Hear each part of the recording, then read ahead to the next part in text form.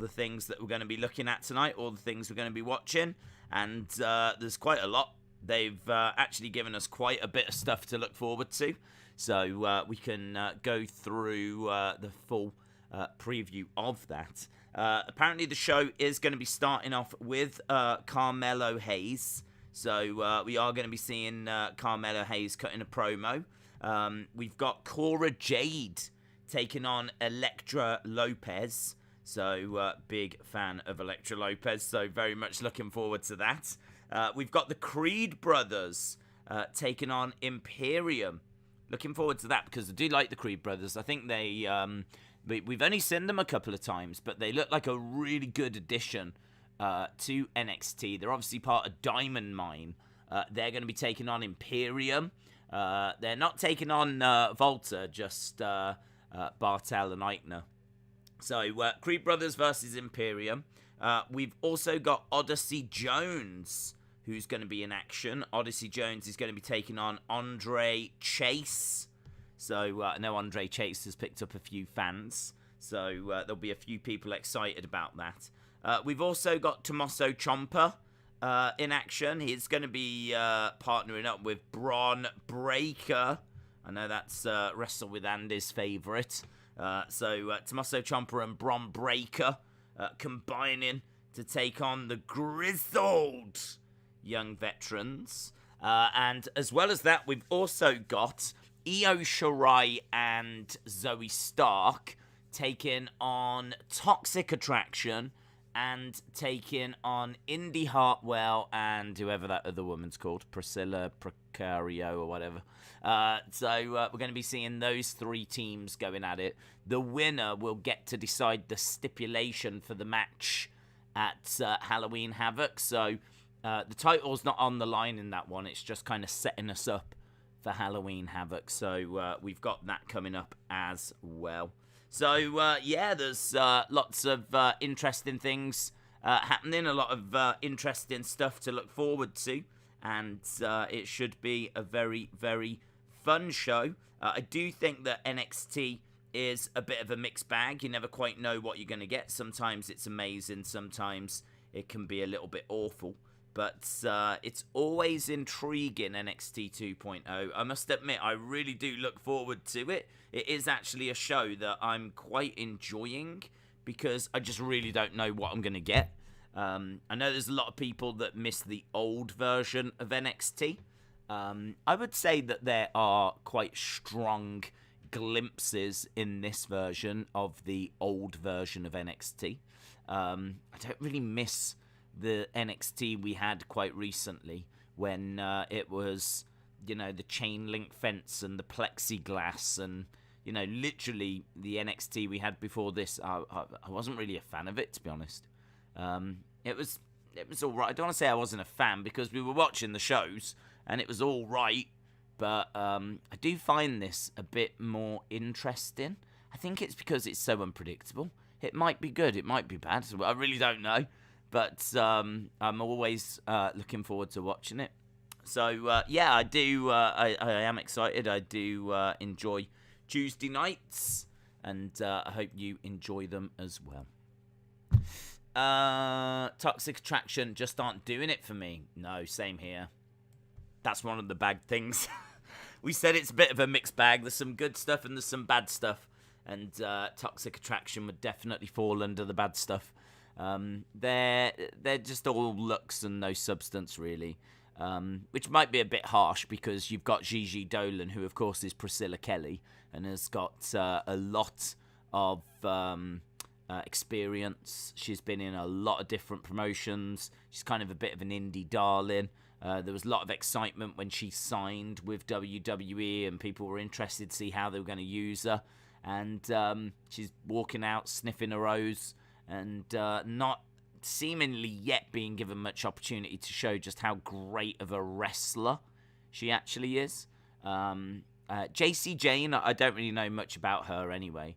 So I can't really comment on what her backstory is like. And Mandy Rose, I mean, honestly, it's eye candy, isn't it? That's what they're going for. It's literally just eye candy. So I think it's a bit of a shame as to how they're using them three. And, yeah, I must admit, it's not doing it for me. But it might be doing it for someone. There might be someone out there that's absolutely loving it. There might be someone out there that is just a massive Toxic Attraction fan. This is their favourite part of the week. They can't wait to see what these women will be wearing this week. And I don't know, maybe it is hitting the mark for someone. But I'm right with you. It doesn't really do it for me. Hasib said, Days, I'm so into Toxic Attraction. Here we go. Here we go. We found someone. Right, Hasib says, I am so into Toxic Attraction. I don't care what anyone else says. They are the best thing about the show. They are the only reason that I tune in, along with Ciampa, Breakker, and Gargano. There we go. Simping ain't easy. But simps are going to simp. Simposaurus Rex in the chat right now. So big shout out to her simp, who is in the chat. So her simp, thank you for joining us. Really appreciate the support. Hope you are well. Right, said Days, hello. I hope you're having a great day. I'm doing all right, thank you. I'm doing all right. Retribution says, lol, Simp Central. Simp Central. Yeah, simping ain't easy. Hasib likes them for some other reason, methinks. No, well, come on now, Austin. He likes them because they are brilliant wrestlers. They are an all-female faction, and you don't get many of those. And Hasib is just all about women empowerment.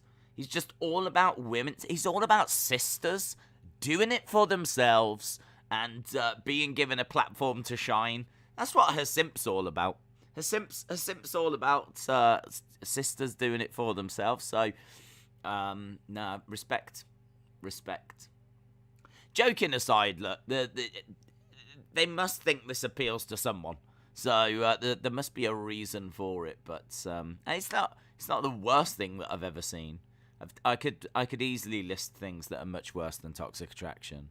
I'm looking at you, Eva, but it doesn't really. In fact, that's part of the problem, isn't it? If Eva Marie was in NXT, she'd be in Toxic Attraction. That is the problem right there.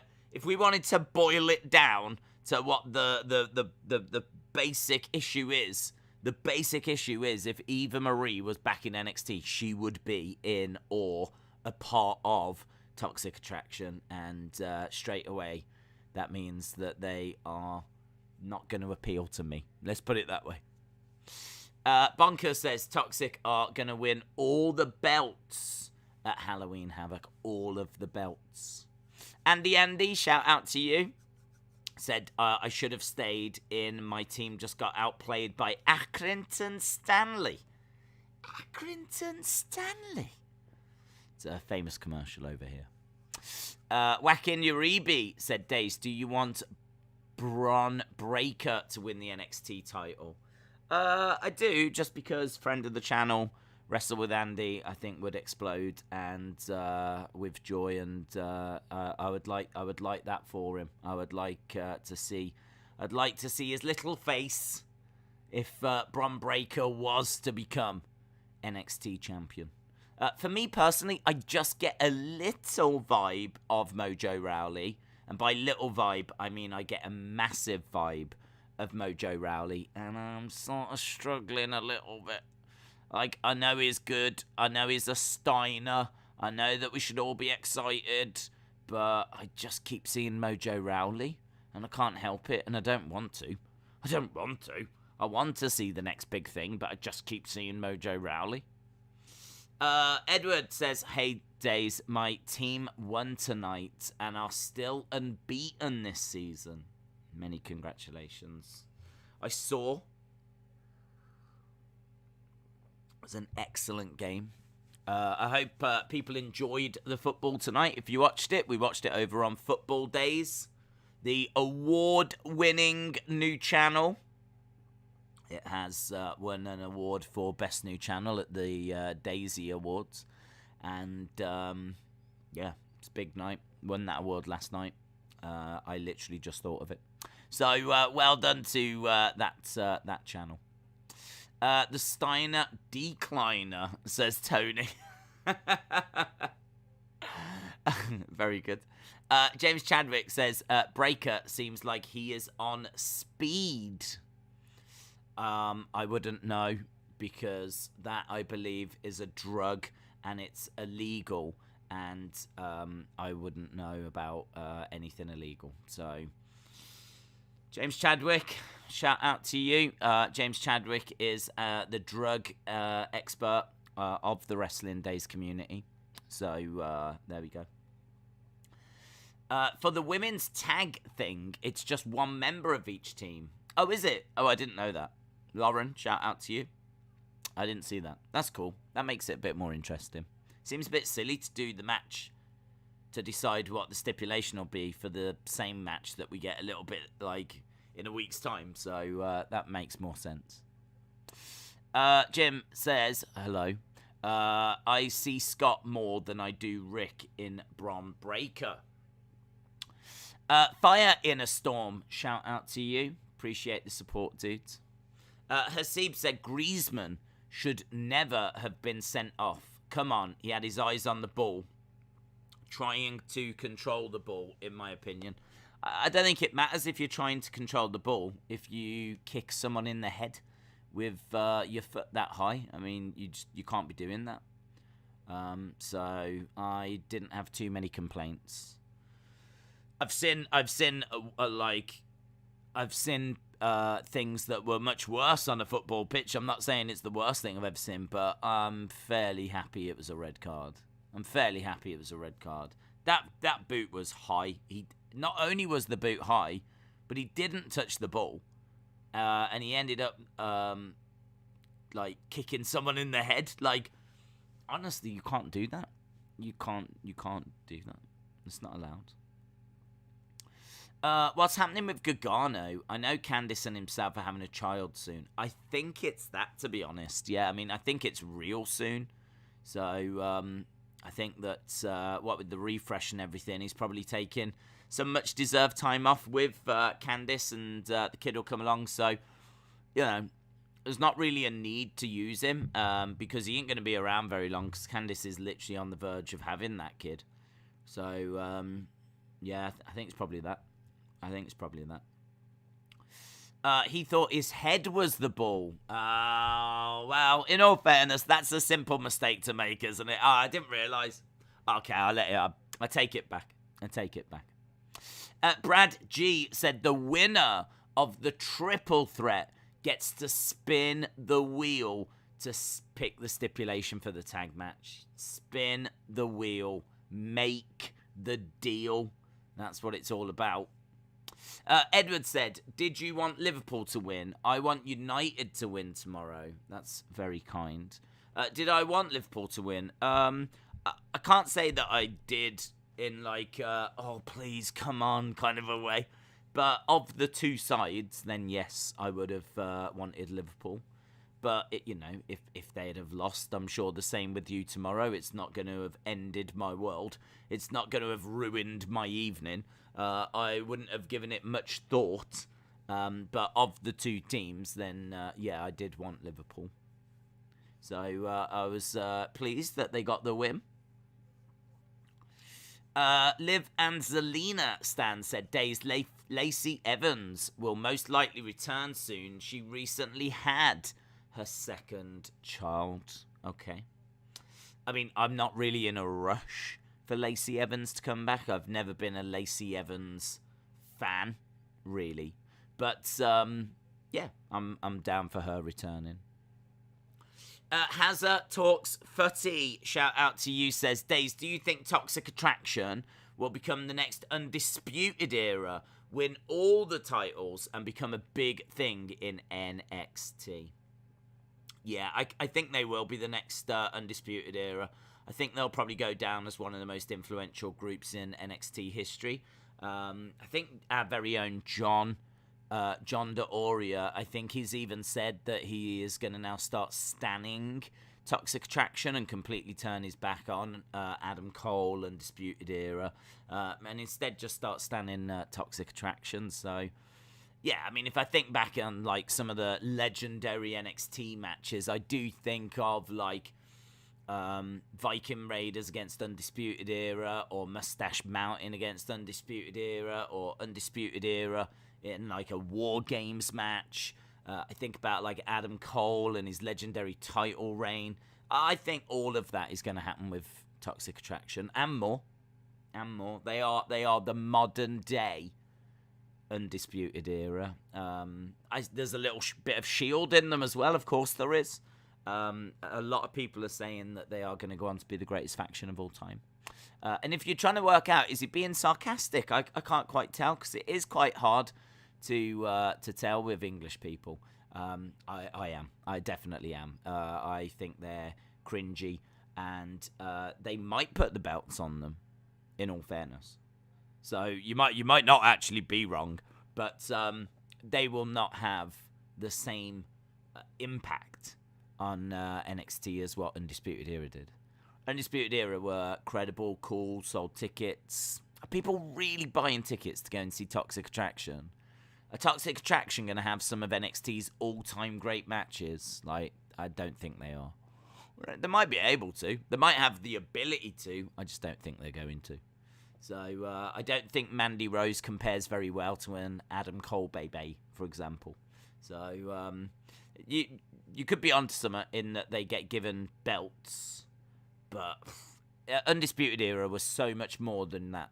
Undisputed Era were about having 5-star matches. They were about being the flag bearers. They were about all about setting the standard, you know.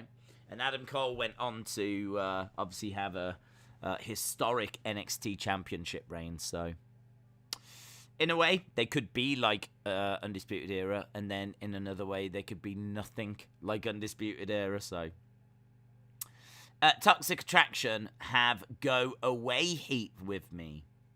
If they put the titles on Toxic Attraction, I wouldn't be happy, says LSW. There's John. There he is, look. I knew he was around, lurking in the shadows. John. Toxic Attraction Stander Aurea. People would get a ticket for Toxic Attraction to get a lap dance. I don't think that's part of the ticket, to be honest. I think if you're buying an NXT ticket thinking that you're going to be entitled to a lap dance from Toxic Attraction, I honestly, I think you're going to be very, very disappointed. You might get a lap dance from Shawn Michaels, but I don't think you're going to get one for Toxic Attraction. Days, John is here. He said Undisputed Era sucks. I did see that earlier, and he hates Adam Cole. He does love Toxic Attraction way more. That's really good. Shout out to you, John. Hope you're well, buddy. John D'Auria. What's worse, Kinky Cross or Toxic Attraction? What's worse? I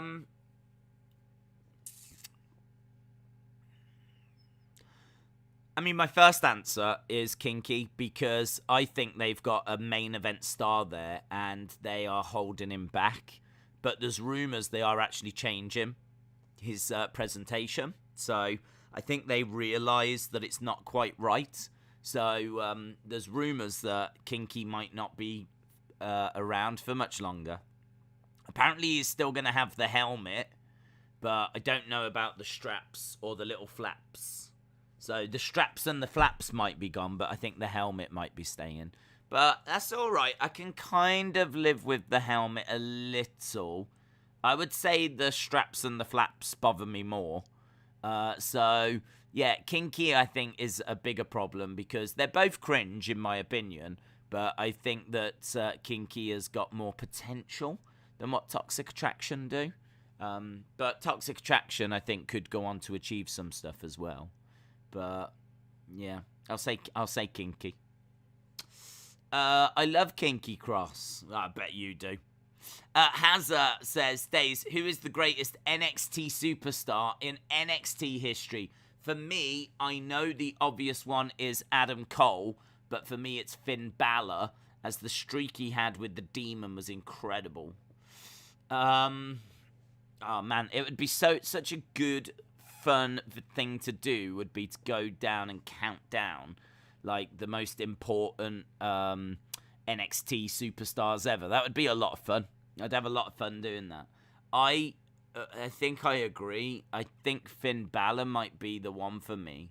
Might be the one. I think Adam Cole is a very close second. I think Johnny Gargano's in like third.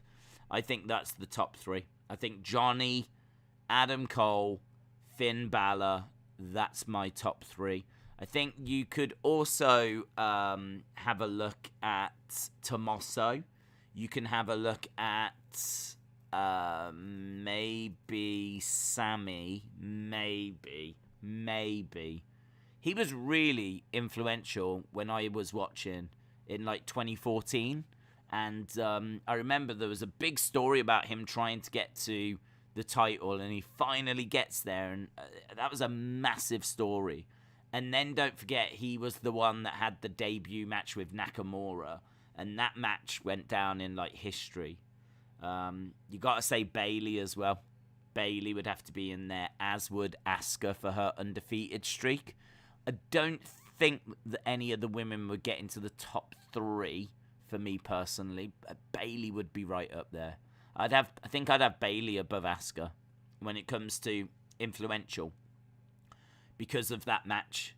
I don't think Asuka quite had the Brooklyn match that Sasha and Bayley did. So for that reason, I think that Bayley would be just ahead. So Asuka, Bayley. In fact, I'd be quite happy having that as the top five. Asuka, Bayley. Now, all of a sudden, though, now Sammy doesn't look like he kind of fits. Because I think Bayley and Asuka were maybe more important than Sammy. Maybe it's Sammy, Asuka, Bayley, Gargano, Balor. Oh, where's Adam Cole? Oh, my God. Asuka, Bayley, Gargano. No. I can't go. I can't do that. It's got to be Asuka, Bayley, Cole, Balor, Gargano. I think Gargano's top. I've Gargano's top. I think Gargano's top. Now I'm sitting going through it. I think Gargano's top. He had so many 5-star matches, and he was in DIY, and now he's a solo star, and he's been in the way. I think Gargano wins it. And you could even argue Adam Cole above Balor because of Undisputed Era. So, hang on. Asuka, Bayley, Balor, Cole, Gargano. That's it. That's the top five. No one can top Adam Cole, baby. No Kevin Owens. Say it ain't so. Yeah, I wouldn't have Owens in my top five. I don't think he gets past Asuka, Bayley, Cole, Gargano, or Balor. How are you? Love the content. Who is your favourite wrestler from AEW, WWE, Impact? AEW, my favourite wrestler is maybe Bryan Danielson, or I do like Serena Deeb. I'm trying to think if there's anyone that's really jumping out that I'm missing. I'll say Bryan Danielson. Favorite from WWE, Roman Reigns. Favorite from Impact. I'm trying to quickly go through my memory bank of who's in Impact. It might be that Ace Austin. Might be Ace Austin. Whenever I've watched, I've always been really impressed by him. So I'll say Ace Austin. Gargano is better than Cole. Keith Lee versus Drew McIntyre does not get the credit that it deserves, says Patty. Leon Ruff was better than Gargano. Says Hodgepodge Fun. Gargano, though, was in NXT for a long time. He was in DIY, who are one of the great tag teams of NXT history. I think if you was doing a tag team Mount Rushmore, then DIY would be on it. Not only that, then he went solo, had one of the biggest feuds in the history of NXT against Ciampa, had like, I don't know how many 5-star matches, like, you know, great match against Andrade, great matches against Tommaso Ciampa, great matches against Adam Cole Bay. So he did that as a solo star. And then, like, more recently, he's gone into The Way, and that's been really fun as well. And, like, the stuff he's done with Candice and Indi and Austin Theory, that was all really, really good. So, yeah, I think for me, Johnny Gargano tops it. John has been there for 2 months. John tapped out to Jungle Boy. This feels like it's a Bully John stream, to be honest, John. That's how it's coming across to me. James Chadwick said, my faves from that list: AEW Thunder Rosa, WWE AJ Styles, and Impact Josh Alexander. Josh Alexander's the one that's like a wrestler, isn't he? That wears the head guard and everything. He's like a amateur wrestler.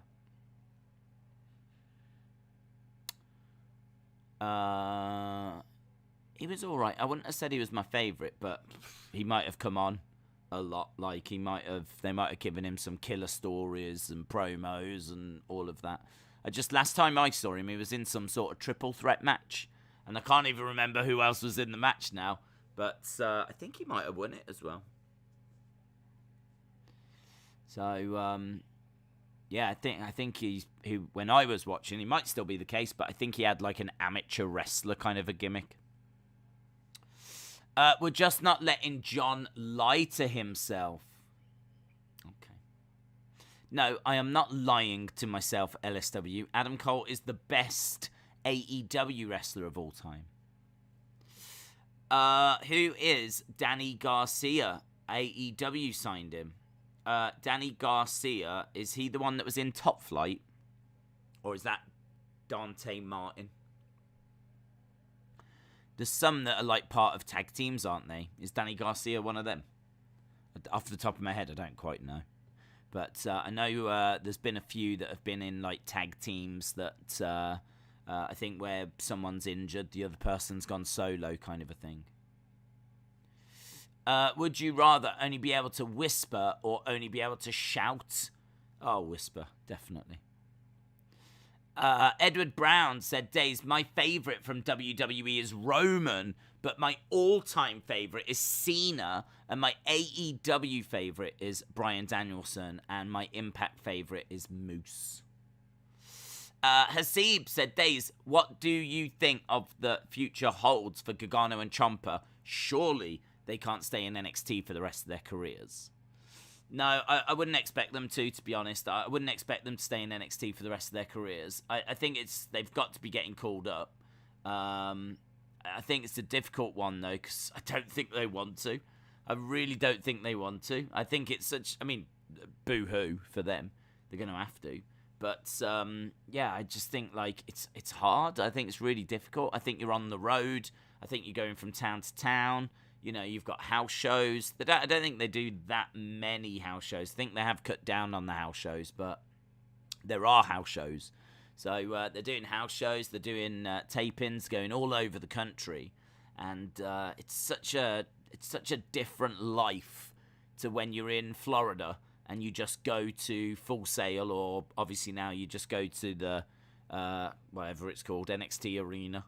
I don't think they call it the Capitol Wrestling Center anymore. So, like, you know, going there is easy. Like, and you could spend time, like, in Orlando. It's kind of, you're not far from home. Get to sleep in your own bed every night. You haven't got to live in hotels. You know everywhere. You know all the roads. You know how to get from A to B. You've got Disney World there, which, you know, a lot of the wrestlers love going to. I know that Candice and Johnny go there quite a bit. Alexa Bliss loves to go there quite a bit. Like, Do you know what I mean? It's just, and it's great weather. It's good life. You can just live a good life in Florida. So I just kind of think there's you've got that. You've got a lot going on in Florida, and you can just kind of settle down. It's a good place to raise a kid. But like on the road, they always say, a lot of the wrestlers, like the old school wrestlers, say that's the hardest part, is life on the road. You know, going from hotel to hotel and, you know, getting planes all the time, and it's the hardest part of it. Joseph said mine are AEW, Sammy Guevara and Darby Allin, WWE Roman, and for Impact, Jay White, Rich Swan. Has Jay White been in Impact? William, shout out to you. Who are you currently invested in after the first few months of NXT 2.0? That's a fun question. I am invested in Diamond Mine. I love Ivy Niall. I love the Creed brothers. So I really like Diamond Mine.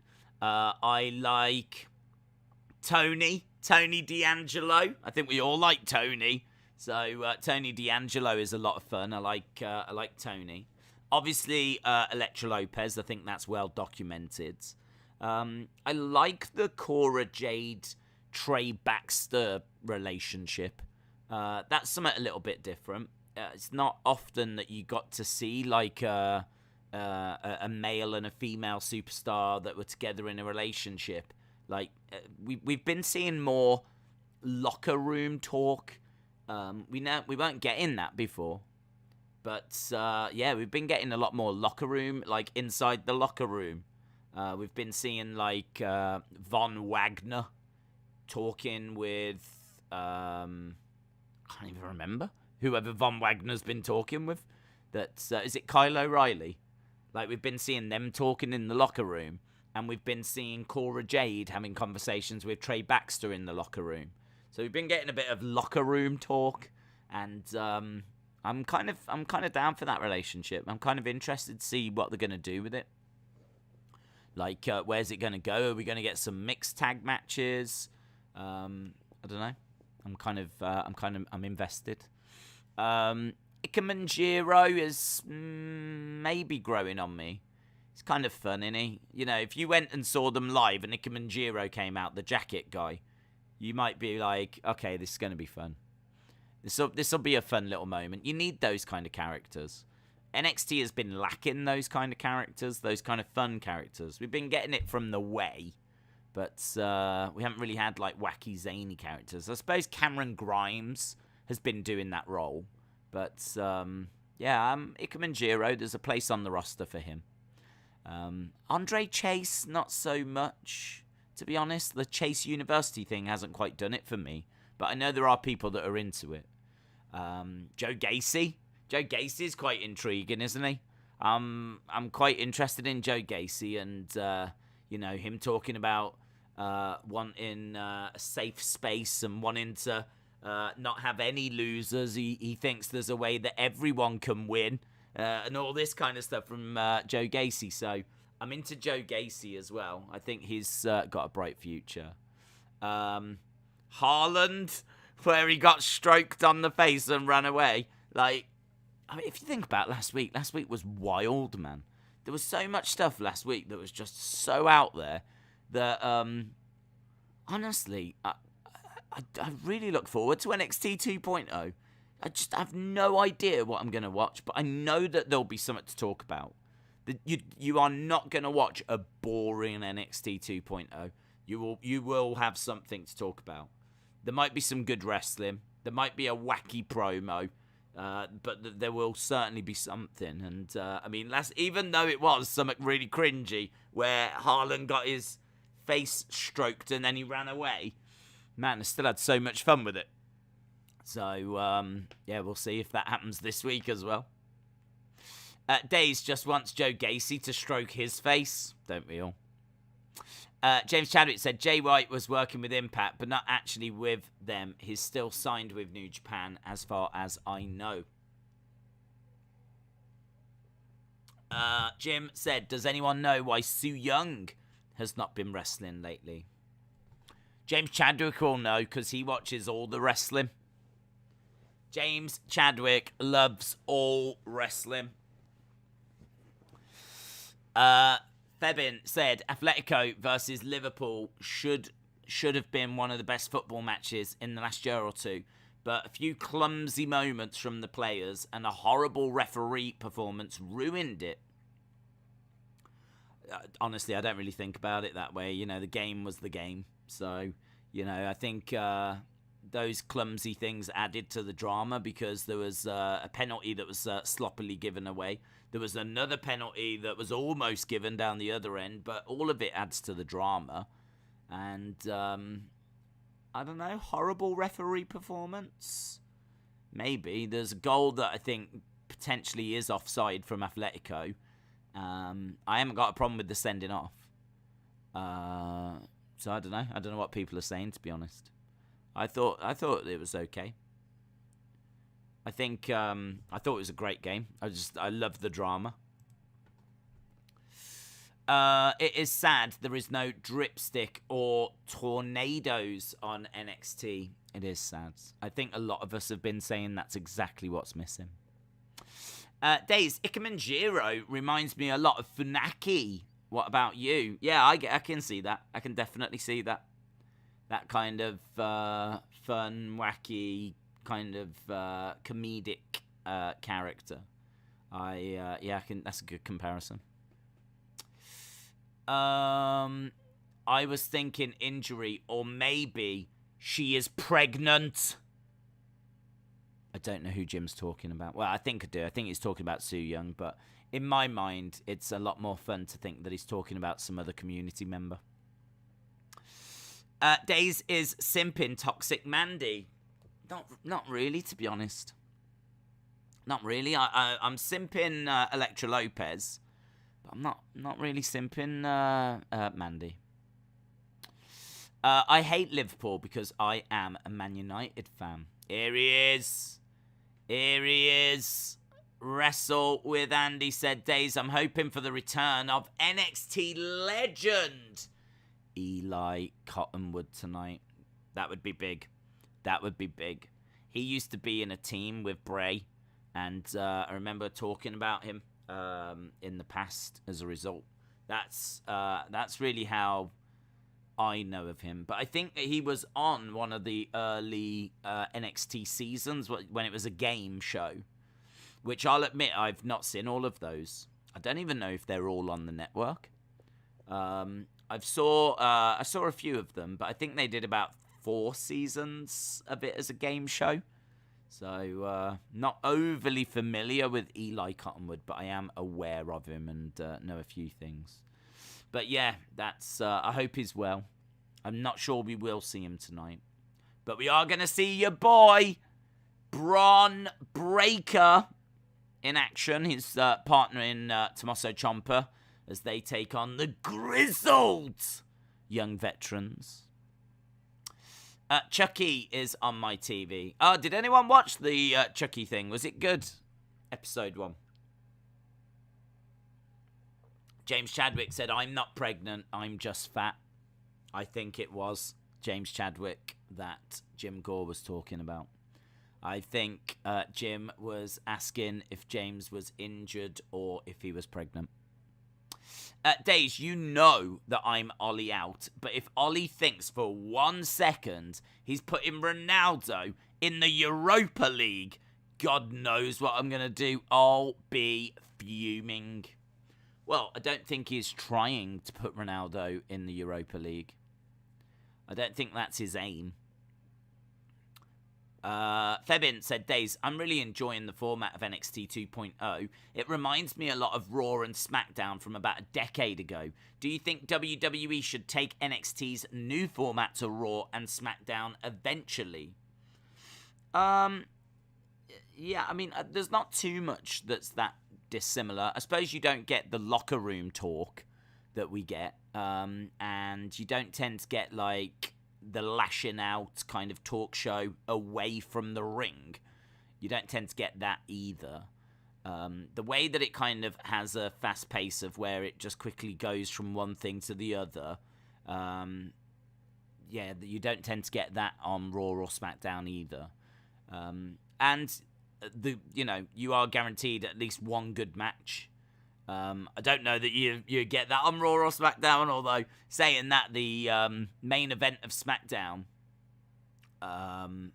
the main event of Raw, was very good with Bianca and Charlotte, so give them props to that. And I think there's definitely things you could take from NXT 2.0, but I would let it settle down first because the ratings aren't really reflecting that it's what people want. The ratings are not all that strong. I mean, they've changed it from what it was to what it is. I actually think there's some really fun stuff about NXT 2.0. I do think there's some bad stuff as well, as we've said. But by and large, I like what I'm seeing. I think one of the things that I think really disappoints me is the crowd. If you think back to Full Sail and you think back to that kind of real passionate crowd that were chanting, you had like big NXT chants as the show was starting. The crowd would be shouting stuff out during promos, and the wrestlers were having to just deal with it. And it had that feeling of, it just felt like, I suppose, what AEW feels like now. Where like the crowd are really invested, really involved. They are a key part of the show. I feel like, even Roman said, is like, if the crowd is the biggest part of your show, then you've got a problem. And I don't think it's a problem, to be honest. I think that the crowd really make AEW seem even more exciting. And I think NXT used to be that way, but it's not really that way anymore. Like, the crowd just don't seem to be as big of a factor anymore. So I think that's something I would like them to look at. I don't know how you do it. I don't know if you have a bit of a warm-up guy that comes out, really works the crowd up. I don't know if you say to the wrestlers, involve the crowd more and make them, force them to be a part of the show. I mean, if you think about what AEW do, they've got the Judas thing, which, is a way of making the crowds sing that song and, feel like all a part of the show. Like, they've got little things they do to, like, force the crowd to be a part of it and to make sure the crowd are along for the ride as well. Like, maybe NXT needs to have a look at stuff like that. But we definitely don't need Judas. But, just maybe they need to look at ways of involving the crowd a little more. Because I would say they seem a bit subdued by NXT standards. I know they still do chant from time to time and whatnot, but compared to what we used to have, it doesn't hit the same. The crowd capacity in NXT feels smaller than before. Yeah, that could also be part of the problem. Yeah, that you could be right. You could be right. It could be that Full Sail could hold 500 and this new one can hold 200 or something. So it could be that we've got drastically less people, which I think is a problem. I actually think they need to fit more people in. I think you could fit more people in. When you look around, it doesn't feel like there's people rammed around the edges. Do you know what I mean? It doesn't feel like the stand goes high enough. I feel like it could go higher in certain places, and I feel like you could get more people in and more seats in, and you're absolutely right. Maybe it's that. Maybe we need just to get more people in there. But I do think there's things that could happen during the show that could bring the crowd in, You could really, if you sat down and really thought about how am I going to involve them, you could find ways. Vape Ross Vape said, it's good product, good crowd. Wow, true.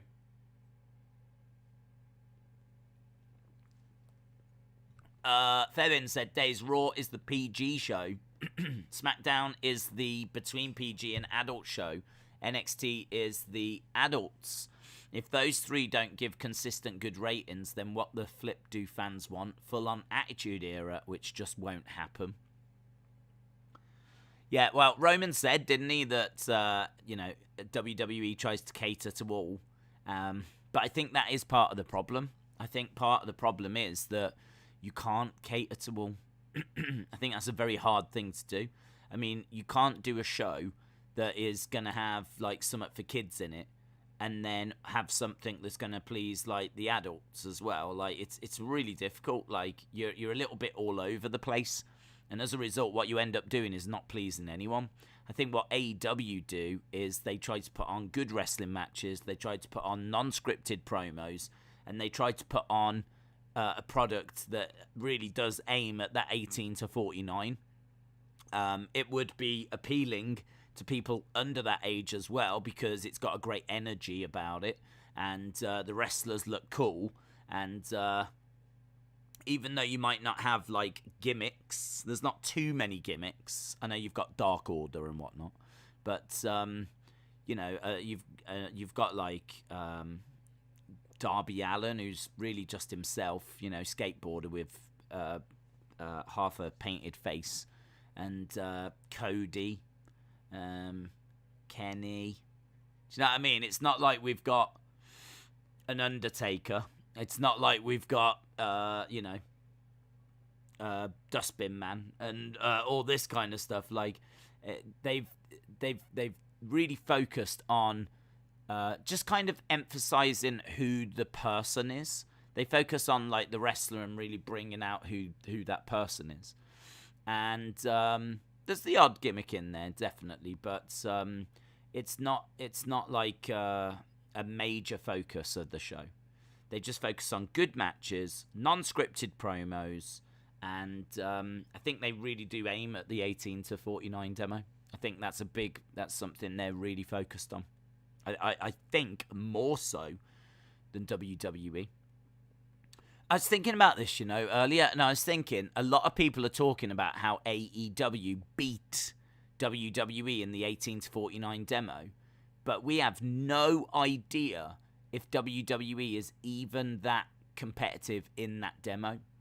Like, we're told that that is the key demo that all the advertisers look at, but I think if you look at Raw in particular from this year, there is no way on God's green earth they were trying to make Raw appeal to 18 to 49-year-olds. There is no way, right?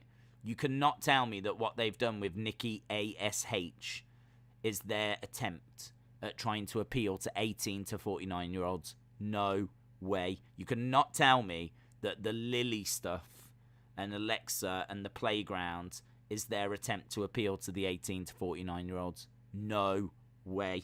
So it's difficult to know how focused on 18 to 49 WWE are, because it might be that WWE's business approach is to actually try and appeal to as many people as possible so that they can get the overall number up. They might care more about the overall number. They might care about getting in 2.2 million for SmackDown and 1.8 for Raw. That might bother them more than how many people they get in the 18 to 49 demo.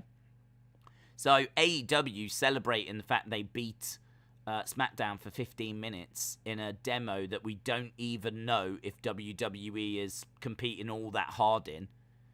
It was just something I was thinking about. I was like, there's this big celebration, and there's a lot of stuff that can be said about that. Because did you know that, yes, AEW beat SmackDown for between 10 and 10:15 in that demo, right? They beat SmackDown.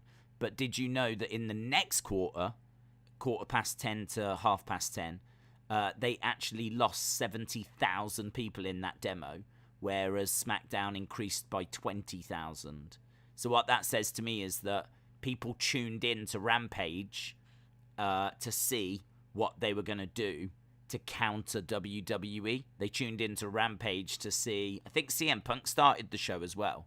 So, you know, they might have tuned in to see CM Punk, but also they might have tuned in to see what are they going to say? Like, what are they going to do? Now they're going head to head, you know, people intrigued, wanting to have a look. And the truth of the matter is, once they'd seen a bit of Punk, once they'd found out that it was just going to be a Punk match, 70,000 people in that demo left, compared to WWE that gained 20,000. And so it actually meant that the next quarter of an hour, they were level. It was 293 to 293, I think. So they did beat them for that half an hour, but only because the first 15 minutes. So they actually beat them for the first 15 minutes. And you could actually look at it that they even lost a load of people, like 70-odd thousand people in the demo actually left. So there's lots of different ways of carving up that information and looking at that information.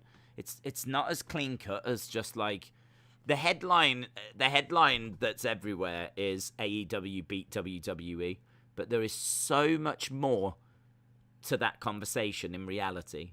There is so much more that it's not that simple as that, because you could say that WWE beat AEW very easily, like many more ways than what AEW beat WWE. But the truth is they did beat them in that demo for the first 15 minutes. That's the truth. That's it. They beat them in that demo for the first 15 minutes. I personally don't think that's anything that should be that big of a deal. But certainly not Tony Khan's reaction to it, which was quite out there. Days, the fact WWE ratings dip annually, and coupled with the fact AEW has the majority of their audience as young adults, whilst WWE has very old people, isn't that a worrying trend in the long term for WWE? I mean, like, I think WWE have looked and tried a few different things. As I said, if you look at Raw, I think they were aiming that show at kids, and I think that they were trying to attract kids, knowing that when NFL starts, the kids will hopefully stick around. But also what you just said, if you can attract a younger audience, hopefully that younger audience can go on to be an older audience.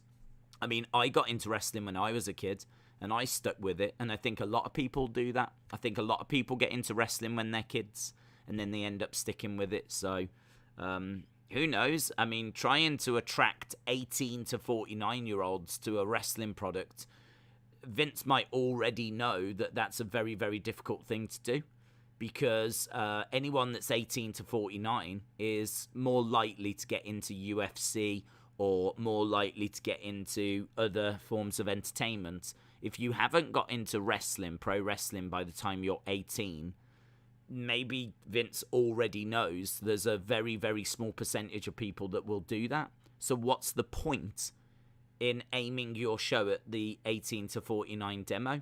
What's the point in doing that? We have got no idea of the conversation that Vince has had with network executives. We've got no idea. I have no idea. Vince could have spoke to network executives having conversations like this, saying that there's no point me going for 18 to 49 demo because that's not the market that we're aiming for. That's not a market that we're going to attract enough people in.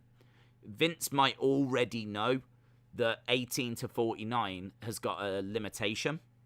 18 to 49 will only get you so far, because he might have numbers and they might have done research, and he's got all the numbers from his previous shows to show that he knows how many people are interested in pro wrestling in that age group. The opportunity that's got a lot more scope, you can attract more people, has got a bigger ceiling, might be under 18 to 49. I mean, honestly, that might be a conversation they had, and it's really interesting.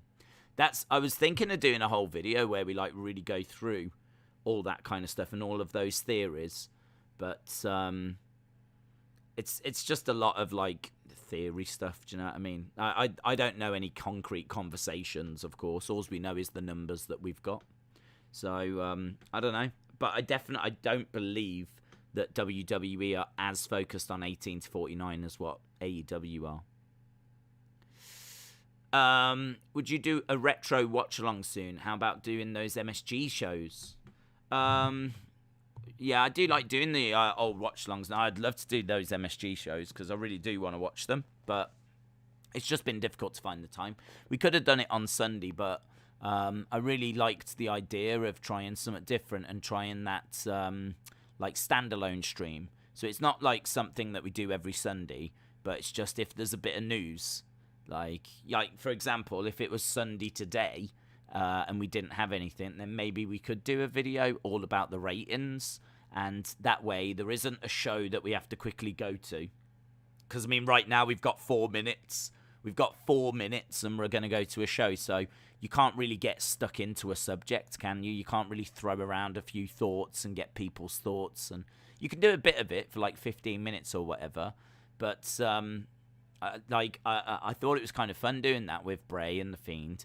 And as we said, you know, if it was Sunday today, maybe we would do it not on Bray and The Fiend. Maybe we would do it on the ratings, and we would throw around a few theories about like what the ratings look like and how you can interpret them, and the different ways you can look at them, and maybe that would have been interesting. So I think it's we can definitely do retro watch-alongs. I'm sure we will at some point, but I just don't have any planned at the moment. Let's put it that way. Do you need even more wrestling, James? I mean, honestly, if after your week you get to the end of it and you go, do you know what? I need more wrestling. Then I think, honestly, you've got an addiction problem. That's what I think. We're here to help you.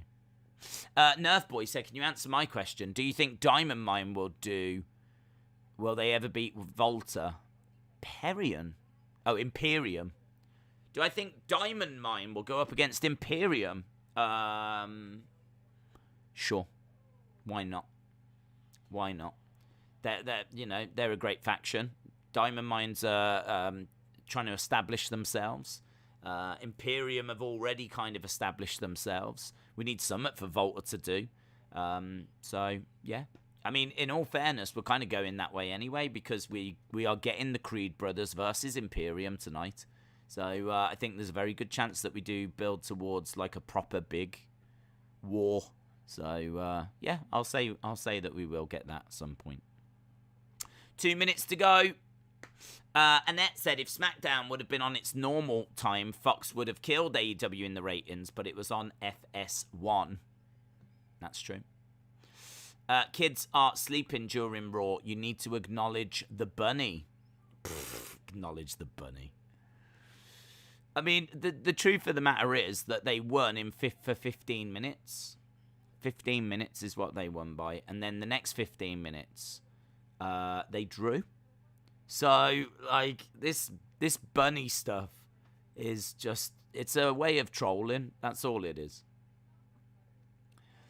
It does. I really think I think this is a bad move by AEW. I'm being straight up honest now. I think this is a really, really bad move, because what they're doing and what Tony is doing is, rather than just putting out a cool show, keeping your mouth shut, putting out a cool show and being the cool guys, yeah? Like, just being that kind of cool, credible brand that everyone wants to watch and wants to be a part of.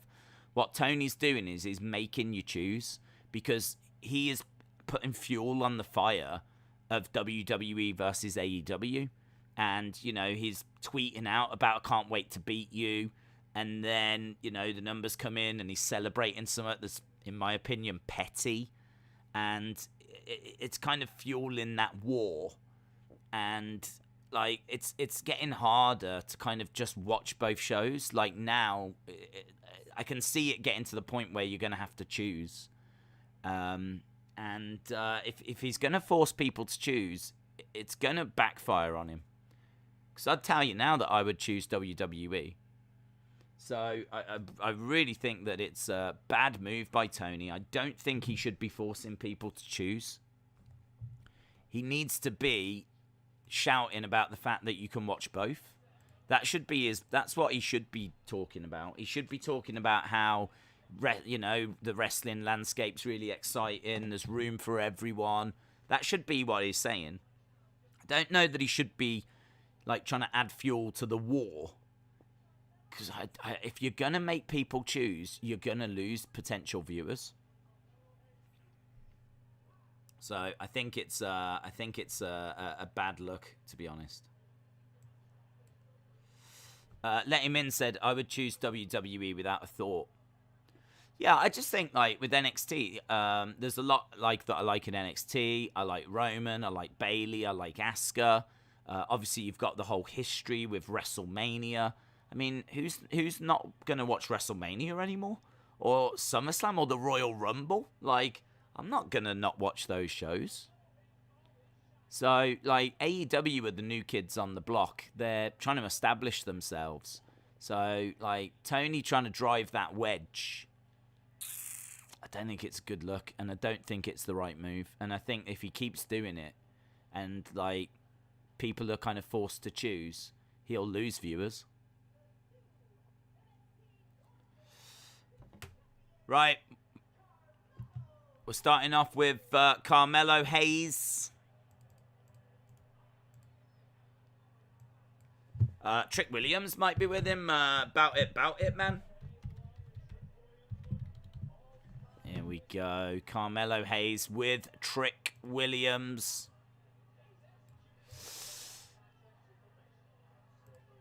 We are up and running.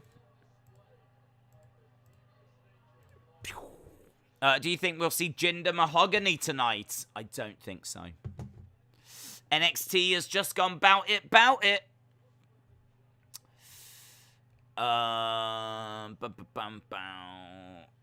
This is why I'm a wrestling fan and not just a one brand fan. He is putting me off watching AEW. Yeah. I mean, I watch them both, and I'm happy watching them both because there's things about both that I enjoy. There's things about both that I don't enjoy. But I am seeing more and more tribalism. And that's being fueled by Tony.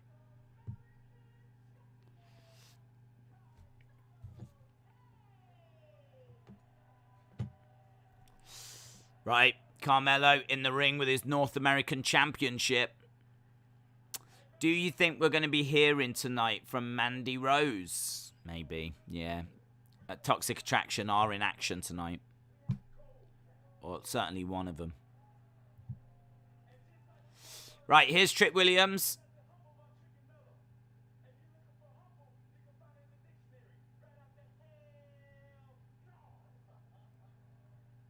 If you're looking for humble, you can find it in the dictionary right after hell no. Is hell no in the dictionary? I don't think it is.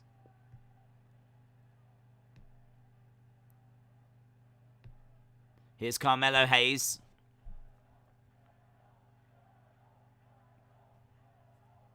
Are they chanting mellow?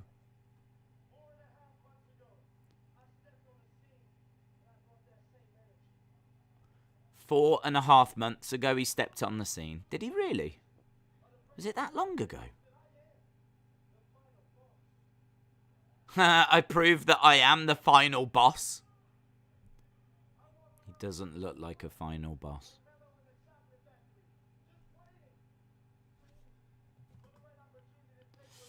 Mellow and Gold. Bout it, says Erase Your Mind. I pulled a swerve on Swerve himself.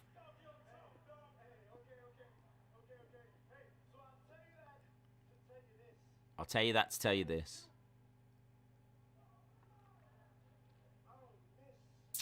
When I shoot, I don't miss. He don't miss. He don't miss.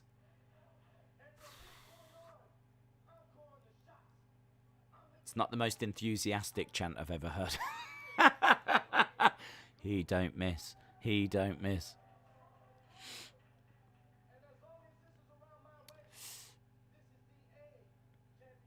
As long as this is around my waist, this is the A Championship.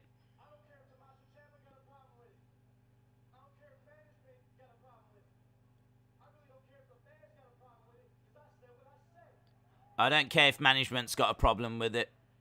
I don't care if the fans have got a problem with it. I do like the fact he's wearing the belt. I always like to see the belts being worn. So I got respect for that.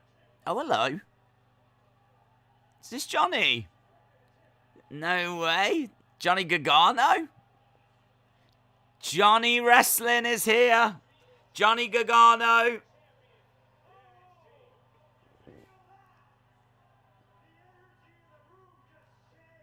The energy in the room just changed. Yeah, it did, in all fairness. Everyone on their feet applauding Johnny Gargano.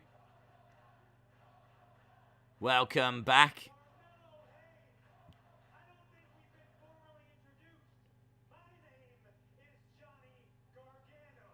My name is Johnny Gargano. And I had my eye on you.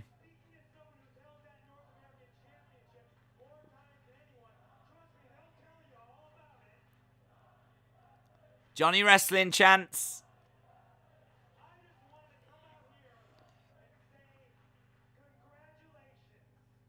I just wanted to come out and say congratulations.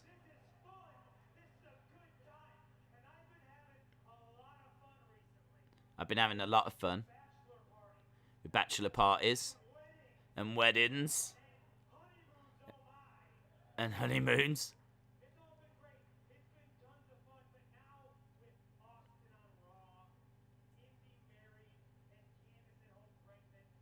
Pregnant? What the hell's pregnant?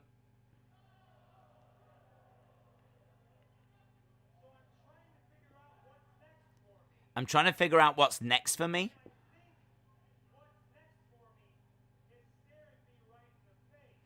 This is good. I like this. This is a big start, innit? Carmelo stuff was alright, but Johnny coming out. Yes.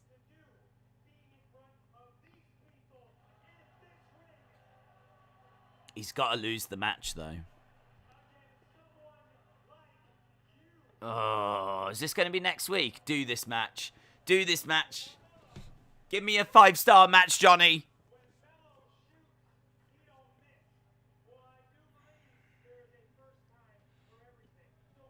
When Melo shoots, he don't miss. How about you take a shot at me? Brilliant. Brilliant. This is brilliant. Days, I'm hearing reports that Shayna having support for LGBT might be the reason why she can't go to Saudi. They're against LGBT. I hope that's not the case.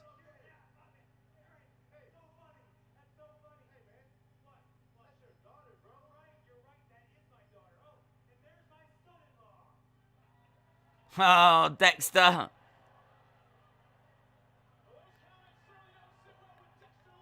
Dexter Lumis in the ring was behind Trick Williams. Are we going to get Carmelo Hayes and Trick Williams against Dexter and Johnny? That would be fun. I thought that was great. I was really enjoying that. Johnny Gargano, as we said, I spoke before, I think he's top of the tree for me.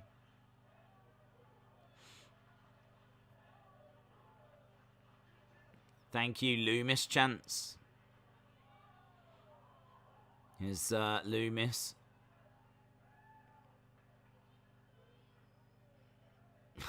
I like how Johnny called Dexter his son-in-law.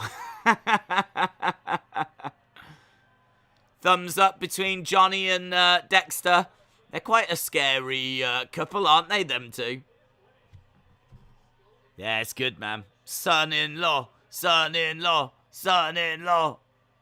Adam said, how do you feel Elektra Lopez is going to lose tonight? What, to the child? Nah. She ain't going to lose to no child. I like Trick Williams. He's funny, says LSW. He really likes you as well. He sent me a DM saying, can you just let LSW know that I think he's just a really solid guy? And I was like, yeah, I'll do that. It slipped my mind, so there you go. James said, now I'm a member. I'm going to sign up to Tapology some point this week. James Chadwick, shout out to you. Do it, bud. Yeah, do it. Welcome, welcome, welcome. On the member streams, we have people on the Zoom calls as well. So you can jump on one of them if you want. You can mention all the wrestling that you love. You can mention all the wrestlers. Johnny should bring his old theme song back. XFL 2023 says Gargano top of the tree. He can't even reach the bottom branch on his tippy toes. Oh, guys. It turns out XFL 2023 is secretly Vince McMahon in disguise. God damn. How can he be top of the tree? He's not even 6 foot tall. Hey, Vince. Is Gacy in action tonight? He wasn't announced. So, I hope so. I'd like to see him. I like Gacy. I hate Elektra Lopez, says Edward Brown. That makes me like her even more. Jensen says, I love Odyssey Jones. He's good, isn't he? Odyssey Jones making his way out. And really, really fun. It's a good way to keep... So, like, Carmelo came out, but, you know, it was all right. It was all right. He said some stuff that I was like, that's cool. I wasn't hating it. But it was like, yeah. I like him wearing the belt, and I liked how he said, this is the A championship as long as it's around my waist. I was buying all of that. I was like, yeah, this is all right. But then, like, Johnny came out, and man, that was awesome. That was really cool. And now we've got Odyssey. So, yeah, first 12 minutes have been all right. My home music is fire. Shout out to you, dude. It's cool to see Gargano again. Fabian said, Days, wouldn't those same kids in the long term, when they become adults, start hating Raw as it becomes childish? Yeah. But once you're in, aren't you? That's it. No, I mean, like, if you can get people when they're kids and they really enjoy the product, they're going to stick with it and hope that they can get, you know, it'll get back to what they used to love. But the truth is, what you used to love was probably just as childish. I mean, the truth is that when you're a kid, you think it's amazing, and then as you grow up, you think this is childish. I hope it goes back to what it used to be like. But actually, the truth was, it's probably always been a bit childish outside of the Attitude Era. You know? Attitude Era, ruthless aggression, maybe... but if you got into it after ruthless aggression, it's probably always been PG. You know what I mean? It's just that you was a kid at the time and you remember it being cooler. So... I think no, if you got into it as a kid, then you tend to stick around, which is, you know, what I've done. Stuck around since the 90s and just watched it go through its different incarnations. So if you can get them when they're young and just keep giving them like good moments and whatever, like you can keep people around.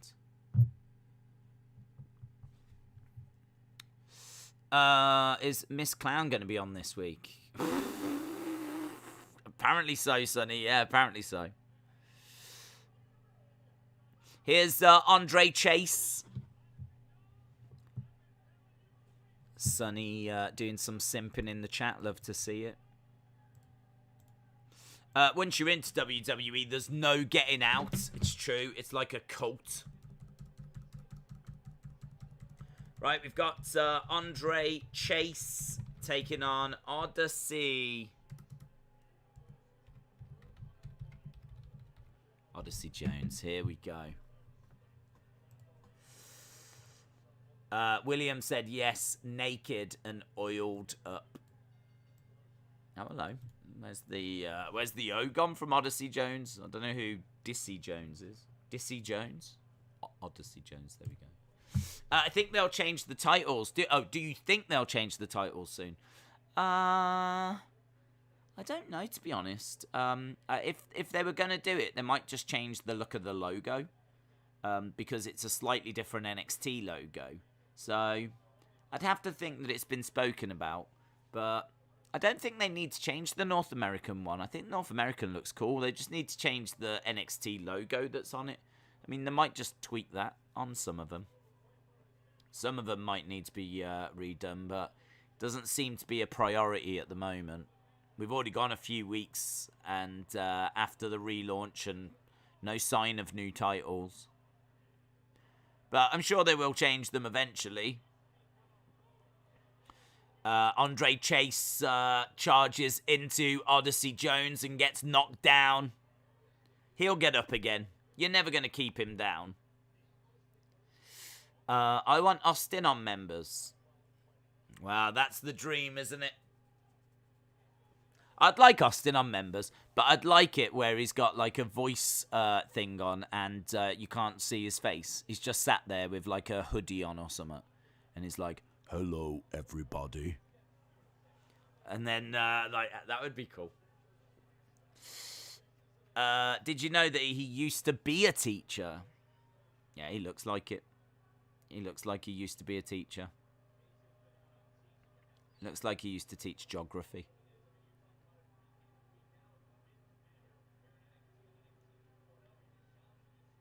Boom. DDT. One. I will be right back. I'm never going to be on a video call. Ha ha ha. I'm not feeling Andre Chase, to be honest. Yeah, I'm not feeling Andre Chase. I know there's people that are into him, but... Ronnie said, rumours have said that at the WWE headquarters, Vince has got a dungeon with all of our souls, and that's why we can't leave WWE. I am up for a Zoom thing next week or the week after. Well, I don't really plan it, to be honest. I don't want to get into the habit of planning it. I just want to do it whereby we can speak to whoever's on the stream at the time and go, right, do you want to come on? And just do it that way. And just work our way through people. Big splash by Odyssey. 1, 2, 3. Odyssey wins. Planet Dan ASMR said Raw got 1.59 and 0.39 in the demo. Alvarez said Raw's all-time low 18-49 demo this week is a strong indication they were unable to mobilize their audience. What are your thoughts? He is 100% right. Yeah, it goes back to what I've said not that long ago. I don't know how much WWE care about the 18-49 demo. So I know that if you listen to Alvarez and you listen to Dave Meltzer, they repeatedly tell you that this is what the advertisers care about and this is the big thing that, is, what makes the world go round. But we don't know what arrangements and agreements they've got with the networks. Like, there's no way that Raw has been booked for the 18-49 market recently. There is no way. Right? Nikki ASH, Dripsticks, Lily Dolls. Like, there's no way. Even Roman said in a recent interview that WWE tried to cater to all age groups. That's from Roman himself. They don't just try to cater for, a certain demographic. They try to cater for all age groups. So I have to question as to how much WWE are trying. They certainly will want a good number in that demo. There's no denying that. I'm not saying they're not going to be bothered that the number's bad. But what I'm saying is, are they as focused on that demo as AEW? Does it mean, are they desperately trying to... Because if they are, why have you got Lily Dolls? Why have you got Playgrounds that Alexa's in? Why have you got Dripsticks? Why have you got, all this other childish stuff that they're doing on Raw? If you really wanted to, attract the 18-49 demo, you would never do any of those things. At what point would you think to yourself, that's what 18-49-year-olds want? So, I really struggle with it. I struggle with this argument that because I think they're doing it because they want to attract as many people as possible. I think they're doing it because they want kids. They know that, they know they've got some hardcore fans that will watch whatever, right? They take that for granted, but I think they know that they've got X amount of people that will be there anyway. I think they've gone for a younger audience to try and, grow the fan base. It could be that Vince knows that the 18-49 demo is limited and there's only X amount of people out there. There's only X amount of 18-49-year-olds that would tune into Raw because he's been doing it long enough to have a good idea as to what's an achievable number. And, you know, they might have a strategy now. They might have a business strategy that's agreed with USA Network, that they go for a younger demographic and they try to go younger. I have no idea.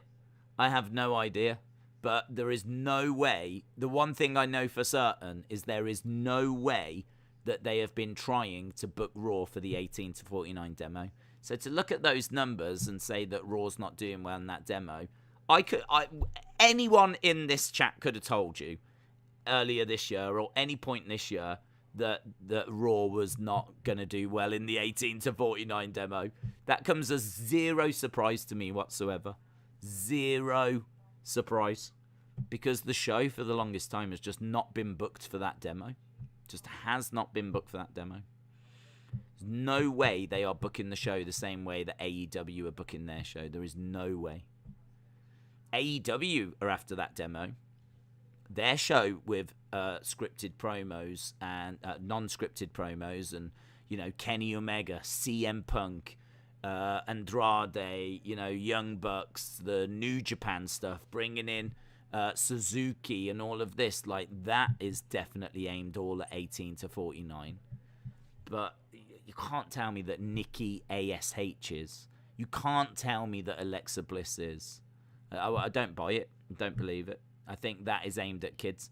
It might be what they're trying to do is have stuff for kids and have stuff for the 18 to 49. But the problem with that is that, as we said earlier, you can't please everyone. It's better to just go after one market and just really hit that market hard. If you try to please everyone, you end up pleasing no one, and they could be a victim of that.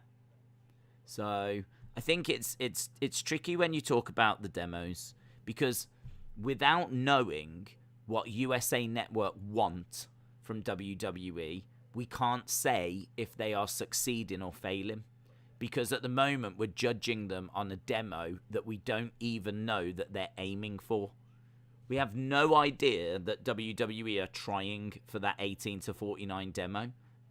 Like, I'm sure they want the best number in it, but are they exclusively going for that demo the same as AEW? Because I would argue no. I would really, really argue no. Not judged on the booking of what I've seen of Raw this year. I really don't think they are. So if we're judging them on that demo, that would strike me as being a little bit off. I don't think, you know, I think we're not judging them on the same criteria that USA is judging them on.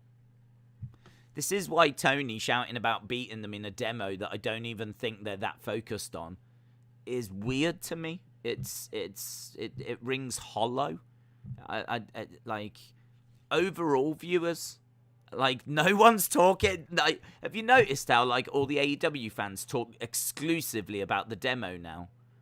Exclusively about the demo.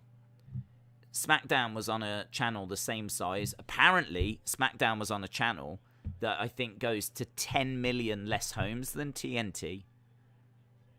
But no one's talking about the fact that total viewers, SmackDown got more than what AEW Rampage did. No one's talking about that. But it's all to do with this demo. It's all to do with this 18 to 49 demo. And as we said, we've got no idea that is something they're even aiming for. So that's my thoughts. My thoughts are that this is a lot more in-depth than what's being reported. And I must say, I do think that Alvarez and Meltzer put a AEW spin on it. Airflow Game said, I don't care about ratings or demos. I just care about the quality of the product. Who do you think would win out of Doudrop or Zelina and Woods or Balor? I think they'll go with Woods. I mean, Woods has been very vocal about winning it. I don't know where that leaves Balor, but I don't know. It's a bit weird having Woods in the final and then having him lose to Balor. I mean, it's a bit of a weird final, in all fairness, because it's going to split people. I'm going to be cheering for Balor. I know a lot of people will be cheering for Woods, but yeah, it's a bit of a strange one. I suppose in a way it's good though that we don't know who's going to win it. I could see an argument for either. So it could be Woods, it could be Balor. I'll be cheering for Finn. I do want Woods to win it, but I've said many times, I just don't think he needs to win it at the first time of trying. So I'll be cheering for Balor. In regards to Doudrop and Zelina, again, either could win that. But I don't know, who would I be cheering for? I'll be cheering for Austin. I'll go Doudrop. We are underway with the Creed brothers against Imperium. 26 minutes into the show. Creed Bros versus Imperium.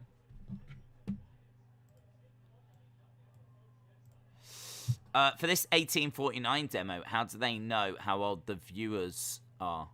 I think it's based on, it's a really old system actually, where I think there's certain boxes in so many people's homes, you sign up to do it. And what you do is, like, you have a TV box on your TV, and so whenever you watch TV, it starts, like, it knows what you're watching, and it sends the data to, like, Nelson ratings or whatever, but it's not in every home. It's just in, like, I don't know, 100,000 homes. So it's a small sample size, but it gives them enough of an idea of what the wider public are watching. And as I said, you know, it's quite an old system. Like, not everyone's TV is measuring it. Or certainly it wasn't the case that every TV was measuring it. Obviously, might have changed in recent years. But I know going back like 5 years or so, 10 years or so, it was only in certain homes. And once you've signed up for it, like this system, they know obviously how old you are, what sex you are, you know, if you're male, if you're female. And so they've got where you are as well, of course. So it gives them, that's how they know what age is watching what. Creed brothers doing well here against Imperium. Not sure about this ring attire. They're singlets, grey, with white diamonds pictured on, not actual diamonds, just pictures of diamonds. And then it's got like a big diamond mine logo. I mean, they're all right. They're all right. They'll look good as figures. I could see them as a battle pack, and they'd look all right. It's something a little bit, something a bit more pleasing to the eye than Imperium's just black tights. But shoulder tackle. Oh, big clothesline. Bartel going against the ropes.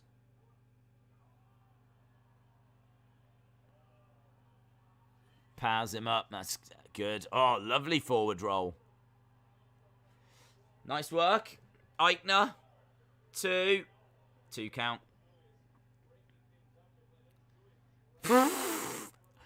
That's cool. He just grabbed his brother, dragged him back to the corner. Julius coming in. Some really good wrestling in this, you know. Some really good wrestling. Bartel jumps off the middle rope, gets caught. Gut wrench, power bomb. 1, 2. Aichner makes the save. Yeah, this is good. We're seeing a little glimpse of what, you know, once the Creed brothers have been in for a little while, we're seeing a little glimpse of what they will be able to do. Here's Ikemanjiro and Kushida. They seem to be in a bit of a tag team now. Roll up. Julius being rolled up. 1, 2, 3. He's got it. Imperium have got it. I'm still waiting for the arrival of Volta. Primo said, Days, with Sasha beating both Becky and Bianca back-to-back weeks, it seems unlikely that she will win the title. Becky hasn't got a win yet. Yeah, I mean, maybe they are just going to swap the titles, but they've definitely had opportunity to not have it go that way. Now we've got MSK attacking Imperium. We're getting a good glimpse at the tag division, aren't we? Kicks coming in by MSK. Double stomp to the back.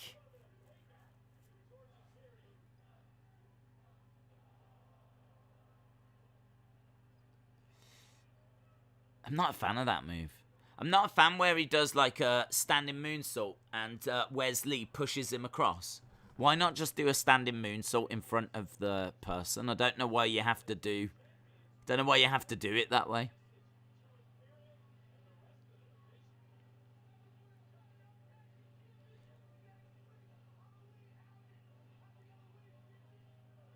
Happy Halloween.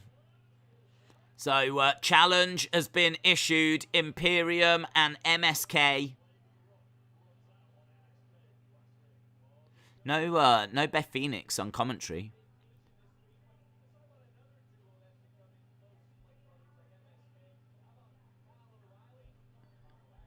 Kyle O'Reilly and Von Wagner. Oh, hello. Hello, Vignette. Kyle O'Reilly on a bike. Here's Von Wagner.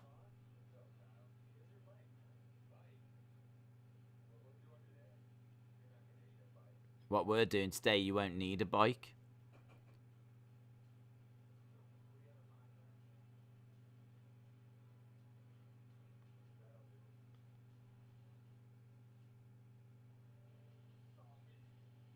What are they doing? Von Wagner's picked up a big branch. Now Kyle is, alright. They're doing some training.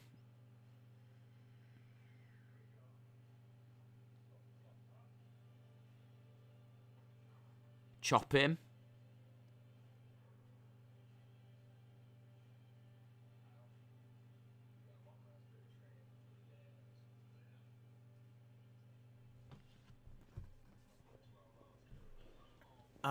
MSK has always done the move that way. Yeah, it's not an issue. It just strikes me as a bit unnecessary.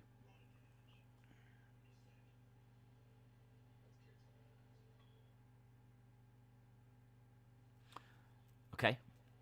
Right, here's Cora Jade. I think we're building towards her against Elektra Lopez. That might be next. Haven't seen much of Cora Jade. Yeah, she's next. Okay. I couldn't hear them, so it took me long to realise that it was Von and Kyle. I like the moonsault as a good double team move by MSK because it's all about timing on the move. Yeah, the only thing is, though, what's the point? Like, surely the whole point is to hurt your opponent. Like, why are you overcomplicating it?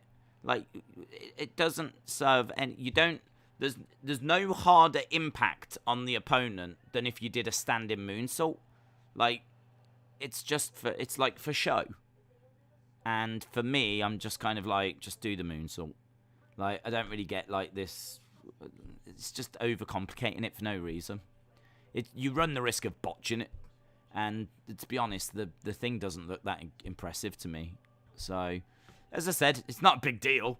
But I'm not a fan of it. I just wouldn't. If I was booking it, I'd tell him to stop doing it.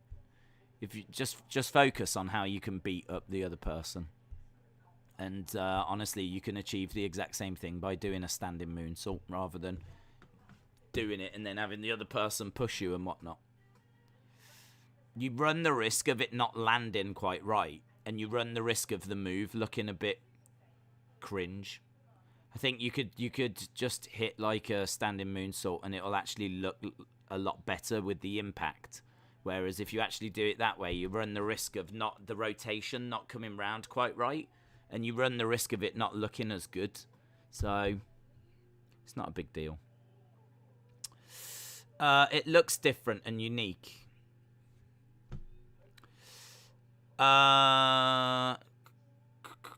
Isn't it weird how badly the crowd hate MSK? They haven't liked them since their debut, and to be honest, they might as well turn MSK heel because of it. Would you ever set up a gaming channel? No. There's no way we would have time for that as well. What's the grossest thing you've ever eaten? Oh, it'd be something we were doing during the forfeits. Probably, oh god, little squid things, probably. Found these little octopus squid things, and I was like doing them during forfeits on the channel, so.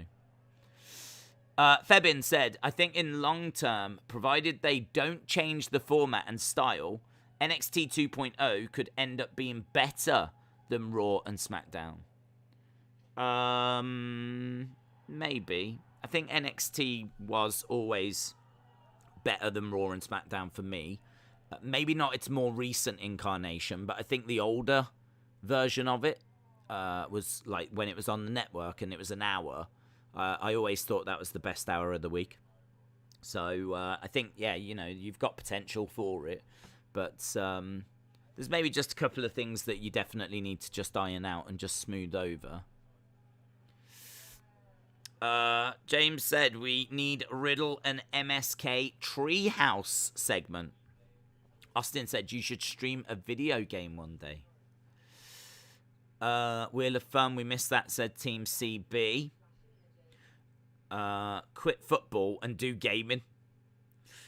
We're doing all right with the football. I'm really pleased how that's going. We've had a fair few people join us earlier, so I mean, amazingly, we are getting as many people joining us for some of them football streams as join us for AEW and NXT, which is, if you think about it, pretty crazy. So, yeah, I'm really grateful for everyone that joins us for those football streams. They're doing all right. Considering the channel's only been around for a few weeks, you know. Here's Joe Gacy.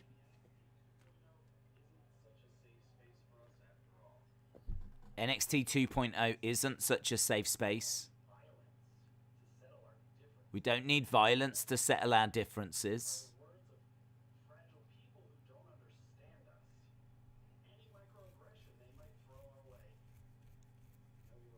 He's talking about microaggression.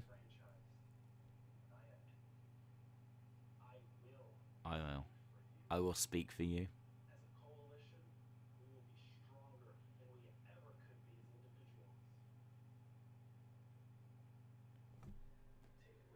Take my hand. Oh, that's interesting, isn't it?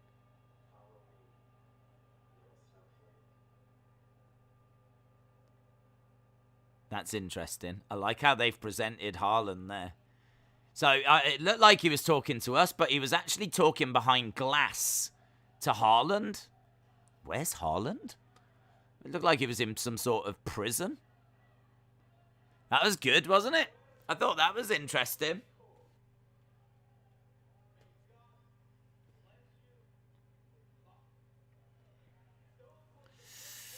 Lagarda, I love Joe Gacy, says Jordan.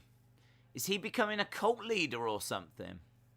I suppose in a way, yeah. I suppose he's convincing Haaland there to join him.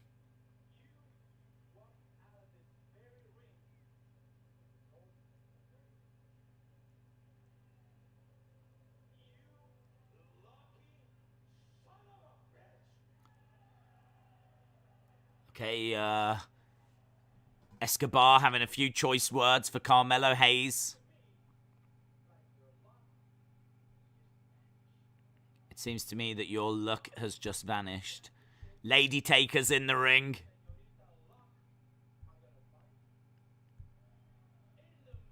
Lady Taker looking awesome. I am a celebrity, get me out of here, confirmed. He does a bit look like Lars Sullivan vibe about him. That was like a movie scene, says Shola. Here's Lady Taker. Who has interrupted Elektra Lopez? Cora Jade. That's a heel turn. That's a heel turn from Cora Jade. Who does she think she is?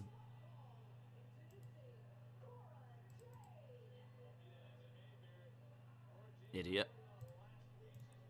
No respect, these kids, do they? Absolutely no respect.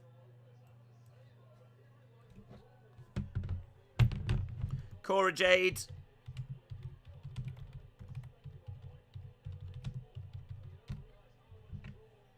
Versus Elektra Lopez. Right, these two locking up. Knee to the midsection. Cora Jade getting slammed down. Goes over to the corner and Lopez hurling Cora Jade across the ring to the other side. Scoops her up. Ugh.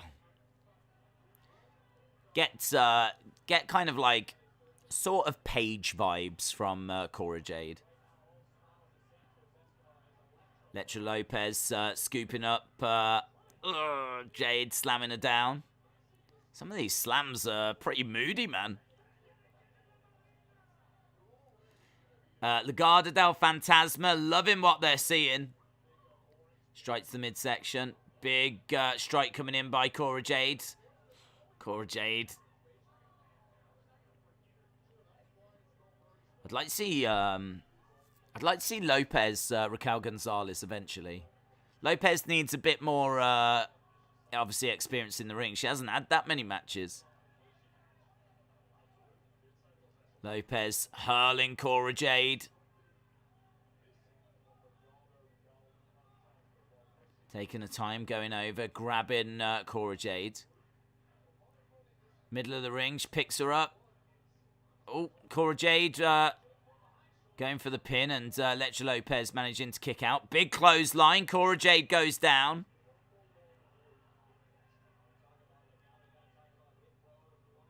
Nice. Inside cradle. 2. Oh, she got it. God damn. This stupid kid. I hate this kid. She's like the female 1, 2, 3 kid.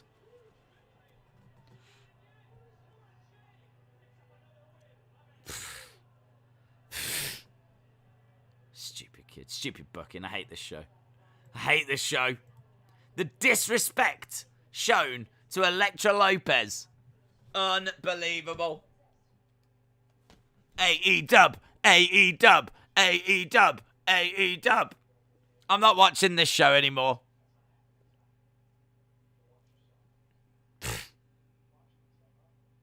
Stupid Cora Jade. I've got milk in my fridge that's older than Cora Jade.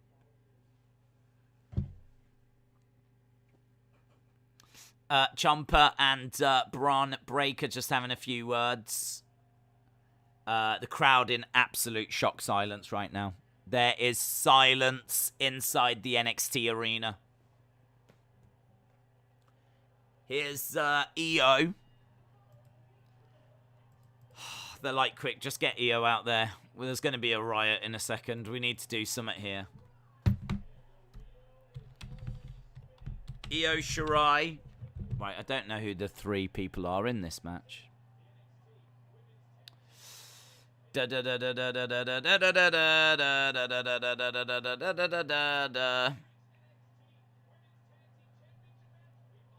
After the break. Hashtag coexist. Lopez lost, she did. A lot of people are saying, let me just check Twitter. Yeah, a lot of people are saying that that is the worst booking decision in WWE history. Not my words. Not my words. The words of Twitter right now. Cancelled WWE Network is trending right now. Breaking news. Pick someone else to simp over. Elektra ain't cutting it. Listen. You need to open your eyes here, people. You need to open your eyes. Yeah? Elektra Lopez has just gifted that win to Cora Jade, right? Because she could have beaten her, but she knows that it's going to do a lot for that young woman's confidence. Elektra Lopez is all about empowering women, yeah? And she wants to help this young lady. She is a wonderful person, Elektra Lopez. She is absolutely gifted Cora Jade that victory. Now, if you're under the false impression that she actually lost that match, then I don't know what to tell you. I don't know what to tell you. You need to watch more wrestling, because what I saw was one woman gifting a victory to another woman. That's what I saw. That's what I saw. I saw one woman helping another woman. Sisters helping each other in a male-dominated world. That's what I saw. That's what I saw.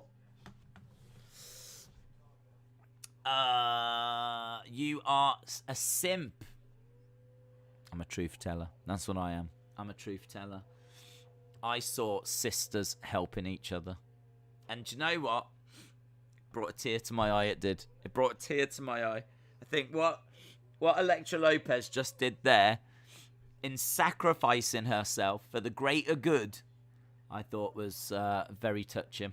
Very, very touching. I'm just looking at Twitter right now. Thank you, Lopez is trending. Thank you, Lopez. Let me click on it. Thank you, Lopez, for losing on purpose. Can't believe Elektra Lopez just lost on purpose.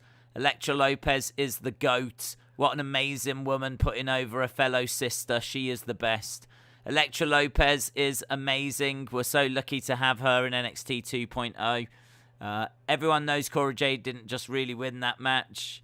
It goes on and it goes on and it goes on. Absolutely incredible scenes at NXT 2.0. Elektra Lopez. Now Daze is on about the greater good. Yep. Turns out Seth Rollins was right all along. Turns out when Seth Rollins was talking about the greater good, he was actually talking about Elektra Lopez all along. We just didn't know it. We just didn't know it. Now the pieces are falling into place. Now it all makes sense. So, there we go. Cora Jade is more better than her. No, that's what they want you to think. That's what they want you to think. But we know the truth, Johnny. We know the truth. Come on, mate.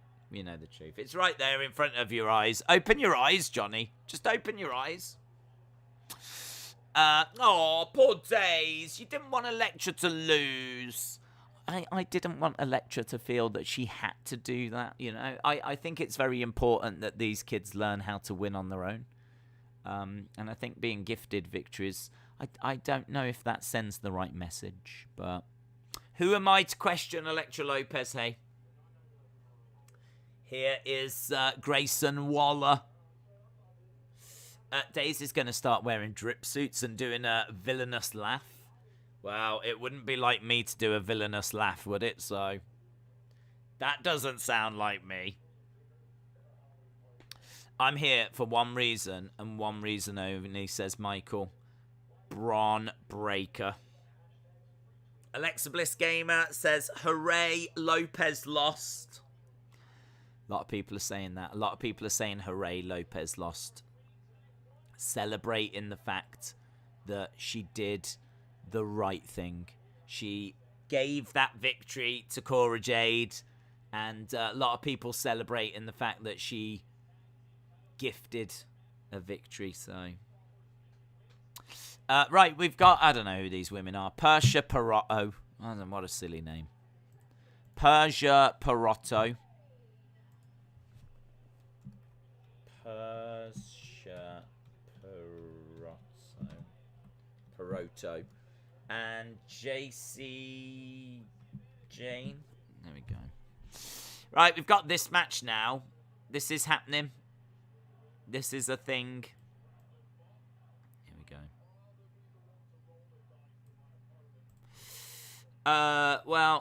Days, Cora Jade is now my girlfriend. Wow, tell her how lucky she is. Cora Jade won. That's awesome. And social media need to get the hell over it. Let me just check social media. Social media said we don't need to get over it because there's nothing to get over. What a wonderful gesture from Elektra Lopez. That's what social media just said. Not my words. Jade basically had a WrestleMania moment. That's right. My wife is really mad at the fact I have no sense of direction, so I packed up my stuff and right. That's good, that is. I like that. I packed up my stuff and right, rather than packed up my stuff and left. Here we go. Suplex. JC Jane on EO. I like the energy of NXT 2.0. We go from match to match, from segment, vignette. Like, it's got a... Do you know what I mean? We're just moving. We're just motoring. Days, I'm not watching the show, but Vince is trending on Twitter. What has he done? A lot of people are thanking Vince for giving Cora Jade that victory, but when actual fact it was Elektra Lopez.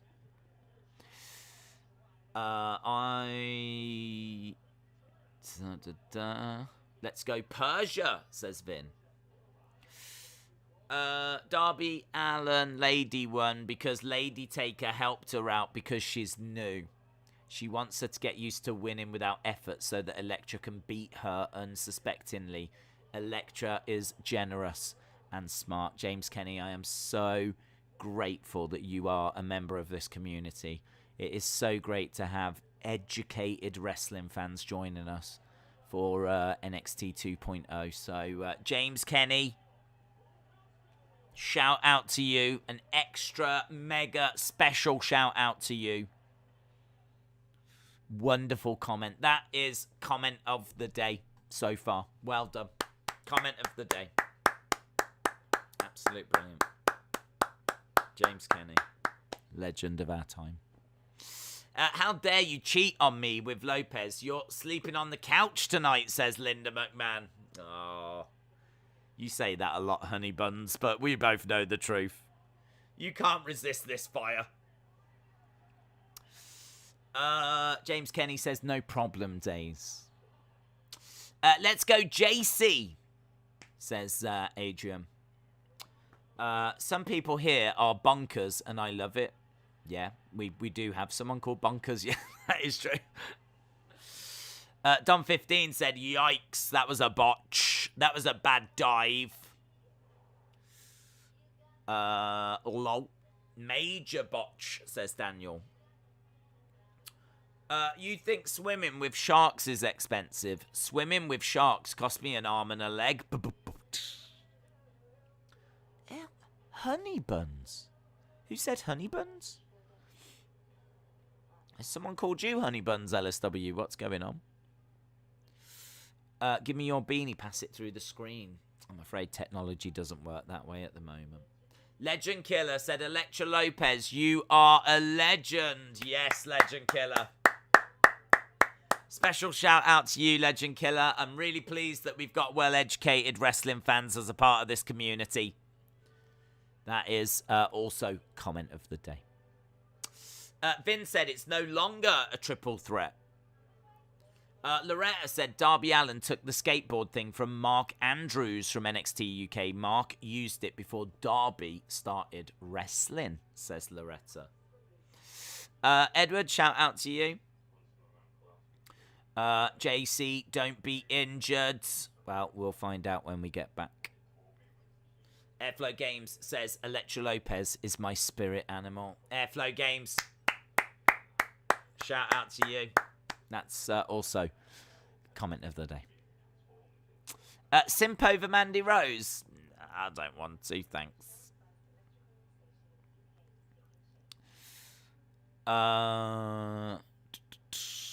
Erase your mind. Shout out to you. Austin said, swim with crocodiles instead of hippos. Good advice. Very good advice. Is it just me, or is this the longest commercial break in the world? Cora Jade has to use other people's gimmicks to get over. You ride a skateboard just like Darby Allin, and she uses her young age to be booked better. Lopez is a veteran who has earned everything. James Kenny again. Absolutely knocking it out of the park. What a wonderful comment. It is so great to have educated wrestling fans like James Kenny in this community and Legend Killer in this community, restoring my confidence in wrestling fans. Shout out to you. That's also comment of the day. Right, we're going to go back to find out if Jacy Jayne is alive.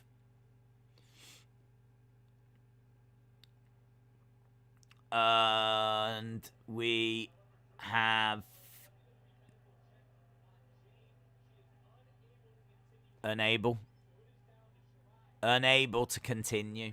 So we are down to EO and Perotta.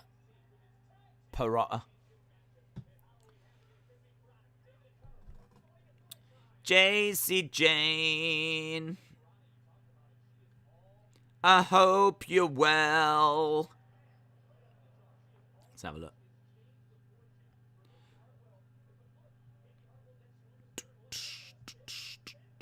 Jacy Jayne.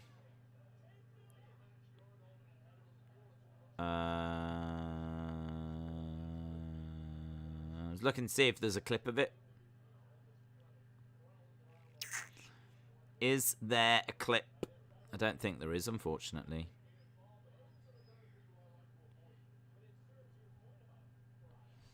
I'm sure there will be one. Right, we're down to Persia Perotta and Io Shirai.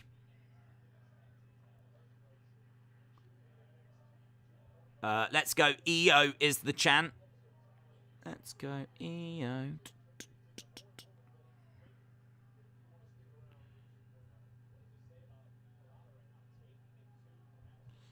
Yeah, there's no clips, unfortunately.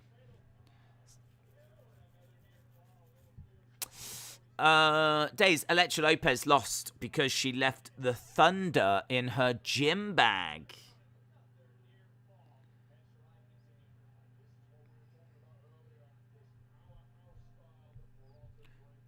We haven't really seen much of Perotta, in all fairness.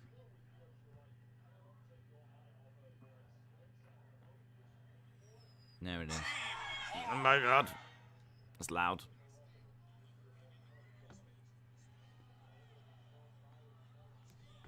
Here's the thing. There's Io. She just gets caught on the rope. I actually thought that Perotta had caught her more than that. I thought Perotta had actually broken her fall a bit more. But she does get caught. Face plants and seemingly knocks herself out. Perotta shouldn't really grab her straight away like that. She goes down, look, face plants. She should ask if she's all right. And then she just seems to grab her. I don't know if she does ask her. But she kind of goes down, face plants, and then Perotta... She might ask her there, but look, she's grabbing her neck quite quick. Bang. There. Are you all right? Are you all right? Everything all right? I wouldn't grab her that quick. It's bad, isn't it? I don't like how she grabs her neck so quick. But, she might have asked her. There was a split second in there where she could have said, are you all right to continue? And she might have been told yes. So... Go said Elektra Lopez is the Brooklyn Brawler of NXT, a.k.a. the biggest jobber. Joking. I just wanted to see your reaction. My reaction is that is a brilliant joke. Chronix Effect likes to put jokes in the chat, and you've put in a brilliant one right there, bud. Oh, funny. I like wrestling jokes. Go, shout out to you, bud. Please be okay, JC. Drop kick by EO. 1, 2. Kick out by Persia Perotta. EO pulling back on the... it's got a crossface applied here. Decore of Everton has got a foot fracture and is out for 6 to 7 weeks. I saw he was injured, but I didn't know it was 6 to 7 weeks. That's interesting. There'll be a few people that have got him in their fantasy teams as well. So, Dakota is out injured for Everton. Another injury for Everton. Peralta trying to pick up EO. German suplex by EO Shirai. EO up top. Oh, look at that moonsault. 1, 2, 3. EO gets the win. So she can spin the wheel and make the deal. Do it. Do it, EO. Spin the wheel, make the deal.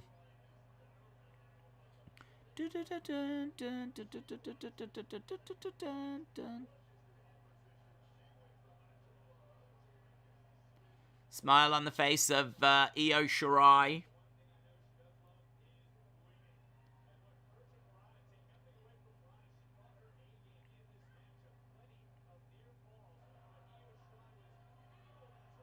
$619 by EO. And Days Cora Jade, she's 1 year older than me, and I hope she doesn't have a boyfriend. Don't tell my girlfriend I like Jessi. Okay. EO wins. She does. NXT 2.0 is fun, man. There's a lot of good stuff on it. That was fun. And now they're spinning the wheel. Here we go. What's it gonna be? Indi's in there watching. God, this thing's going round a lot. It's a ladder match. It's a ladder match. Indi's not happy with the ladder match. I've got a feeling she wouldn't be happy if it was any of them.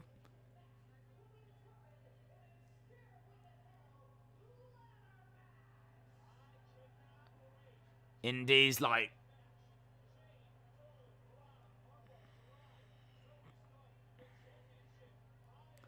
So, there we go. It's going to be a ladder match.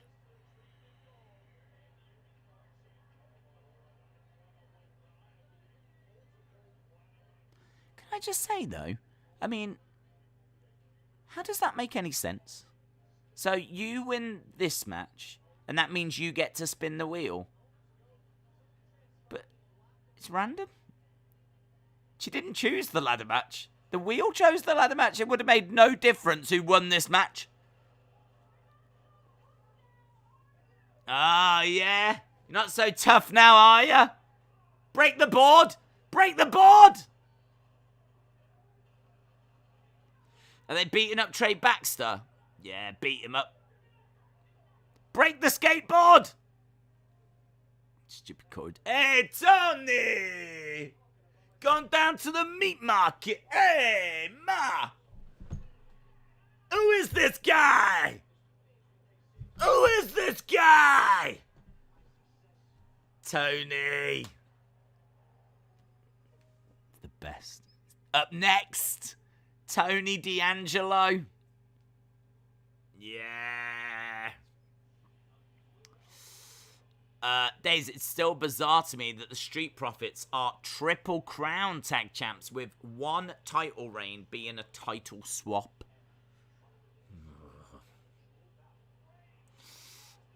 Scare way to hell ladder match. Airflow said, but it's fun to spin the wheel. That's the prize. I mean, honestly, when it came to being a ladder match, is that not like a little disadvantage for the champions? Because now anyone can just grab a ladder and climb the ladder and get the belts and win. I don't know what they would have rather have had, in all fairness, of the options that were there, but it is pretty wild, isn't it?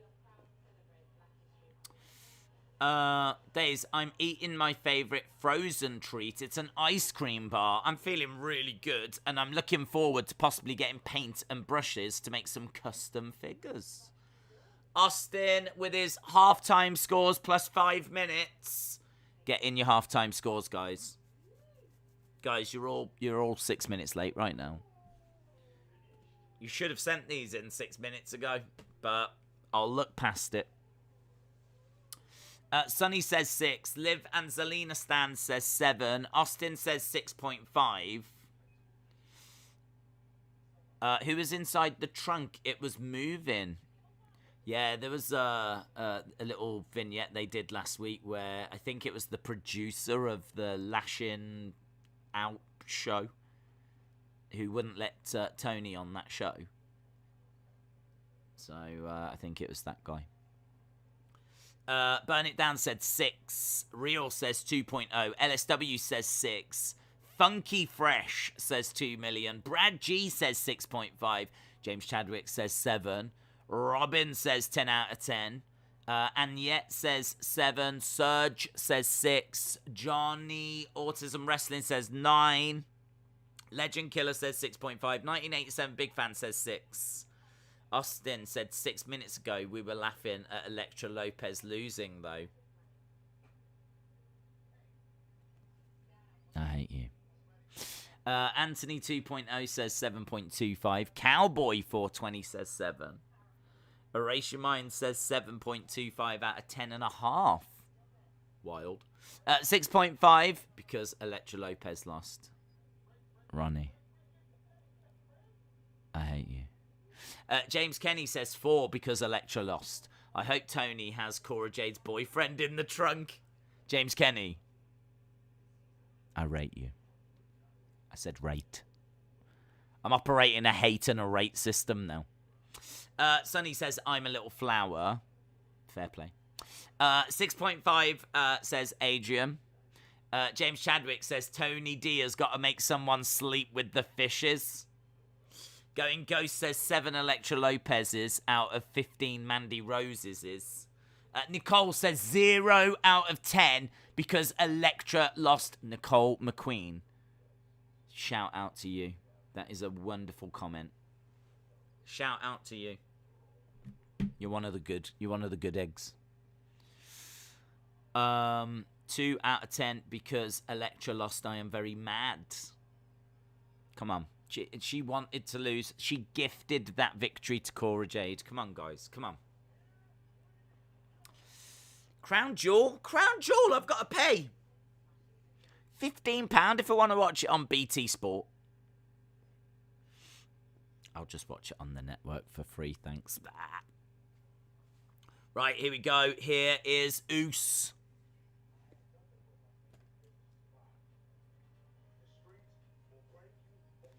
The streets will break you or make you.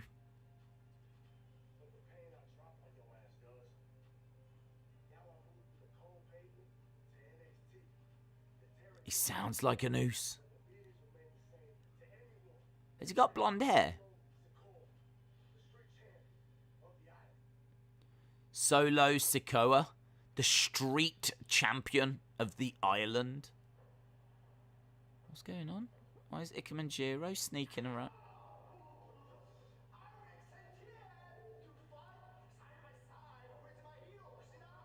Kushida was going in the toilet.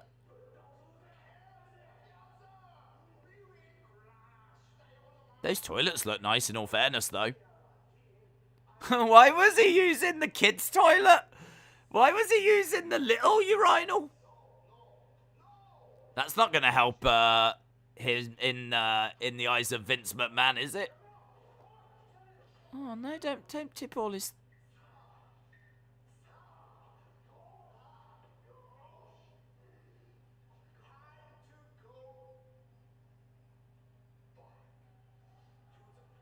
Time to go back to the future.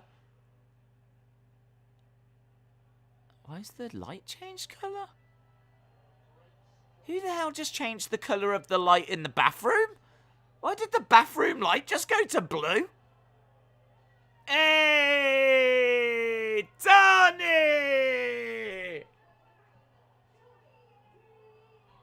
Yes!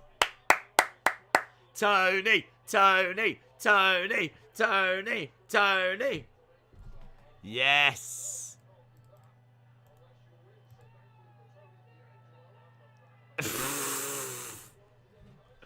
Hey! Get Tony D'Angelo, the savior of NXT 2.0. Tony.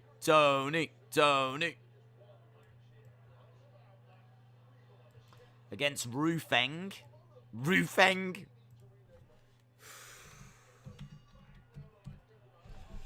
Rufeng? Jesus.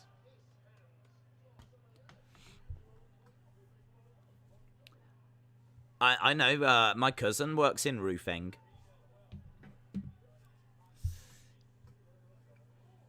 Does tiling. I thought that was Kona Reeves. I think he got released, didn't he, Kona Reeves?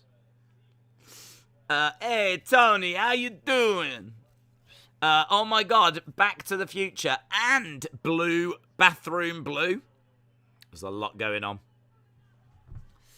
If Tony loses tonight, this would be a great NXT, says Austin. Hey, Tony, baby, I got your money, don't you worry. Say, hey, baby, I got your money. Hey, Tony, baby, I got your money, don't you worry. I bet people have sung that to him. If anyone's going around collecting money, it's Tony. It's Tony. Quick kicks coming in by Rufeng. Do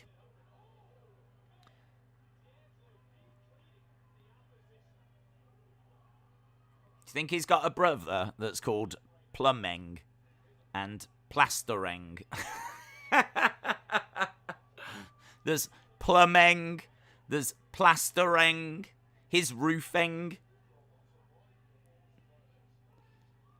His dad was called Gardening. Oof. 1, 2, 3. Tony wins. Yes. There's people in the crowd doing this. It's wonderful, wonderful stereotyping going on.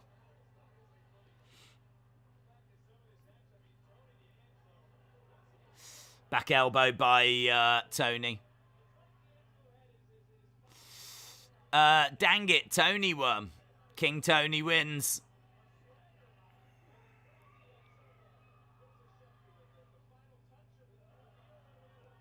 That was nice. Straight into the pin. Good work from Tony. Oh, here we go. We're gonna hear Tony talk. I want to see him flirting with this little lady here. Oh, hey, how you doing? How you doing?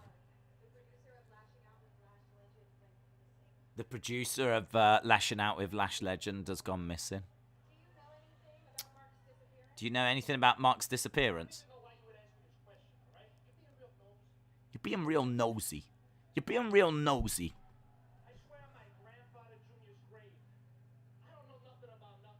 He doesn't know nothing about nothing. Maybe he's on vacation or something. Ah, forget about it. Yeah. Ah, forget about it. Ah. Yes, Tony.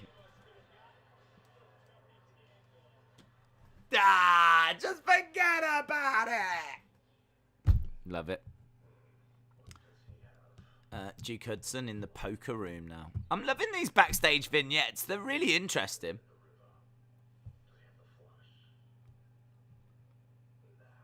Duke Hudson in the poker room. Has he done it? He's done it.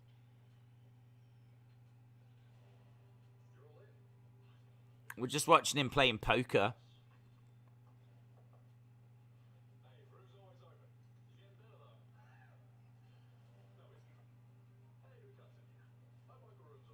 My poker room. Imagine if they did a game. Duke Hudson's poker room mobile app. The house always wins. It's an interesting character development for him. Briggs and Jensen. Pay her off. Pay her off. Pay her off. Tony is great. We need a figure of him. Oh my god, imagine a figure of Tony. Forget about it. Oh, they've been attacked backstage.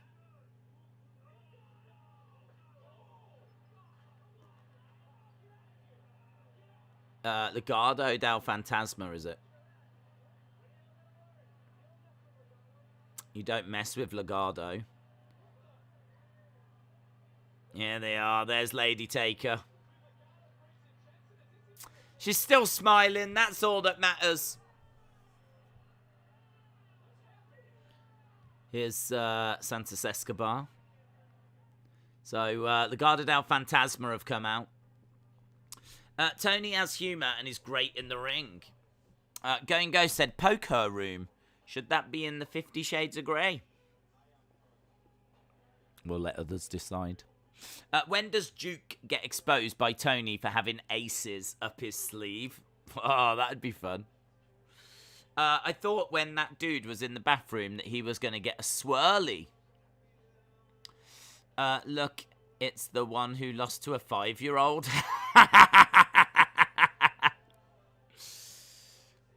Listen, she let the 5-year-old win. Elektra Lopez, Lady Taker. Elektra Lopez is the weak link, to be honest, says Austin. You're the weak link!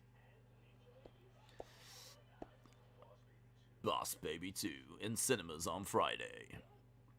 I can't wait for Chucky, says Jonathan. We are 40 minutes away from the end of the show. I don't know what our main event is tonight. What have we not had? We've not had Ciampa and Breakker versus the Grizzled Young Veterans. We've not had Grayson Waller versus LA Knight. So we've still got those two matches to come. Someone report WWE to HIPA for unsafe working conditions. I should imagine they've been reported many times by now. To many different organisations. The only thing cooler than Days is Tony D'Angelo. I agree. I completely agree. That was good. It was a good little interview, wasn't it? Where she was like, have you seen the producer? And he was like, you're being real nosy. And he gives her some money and he's like, just forget about it. It's fun.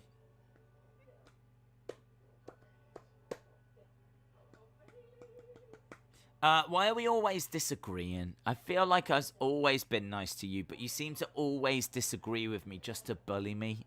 Thoughts? It's really weird. It's so hard to put into words. There's just something about you that's just so irritating.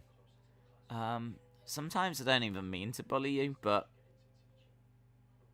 it's fun. I think that's what it comes down to. I never realised this before because I was never a bully at school. I just kept myself to myself.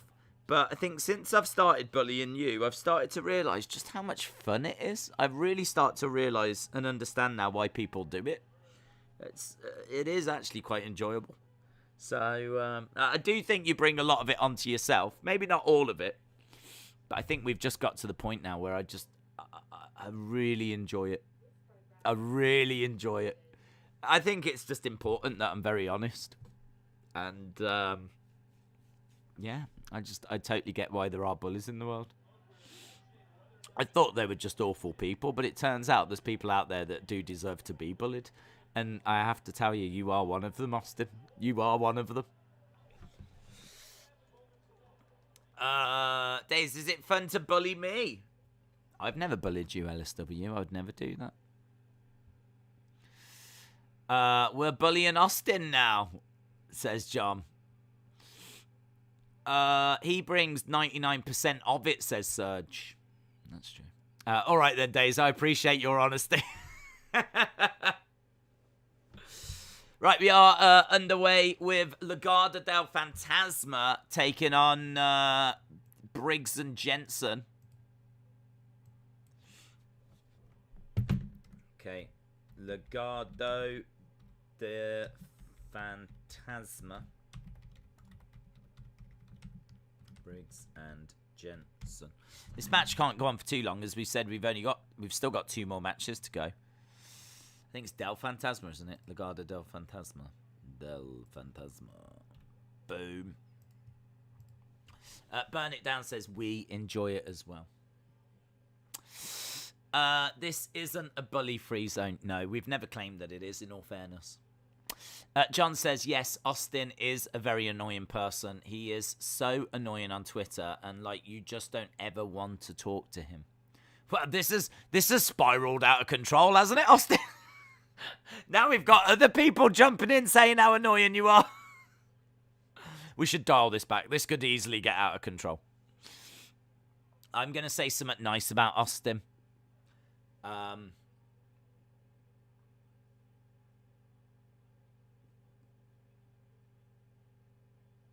I like the fact that he's got letters and numbers in his name. There we go.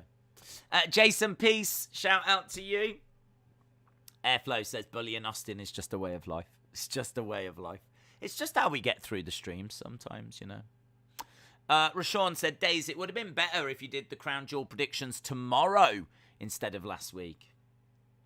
This is true. I did it last week because I tried to predict the whole tournament. So, it's kind of like, you know, March Madness when you do your bracket. I kind of took that approach to it. John says, let's not dial it back. William said, I was a bully, so I try and not be one now. You are right, Days. It was fun. It was not fun when I realised how much my bullying hurt those I bullied. Yeah, but don't think about that bit. Think about how fun it was when you was doing it. That was fun. So, I'm glad that you've changed your ways, though, William. I'm glad that you've changed your ways. I hope to be as good as you one day, but I'm not willing to change yet. Let Him In said, Austin, you are perfect just as you are. Don't listen to the haters. Heart. To be honest, Austin bullied Vince for years, so it's all fair. Days, I think we should be nice to Austin. He's an angel and doesn't know better. I feel like there is a little dig in there. He doesn't know any better. He doesn't know better. He's a simple guy. He doesn't know any better.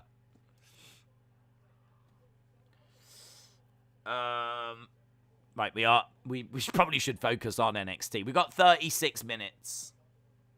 What happens when a strawberry gets run over crossing the street? Traffic jam. Where do math teachers go on vacation? Times Square. What do you call a pony with a sore throat? A little horse. Nice. Have you got these from my first joke book?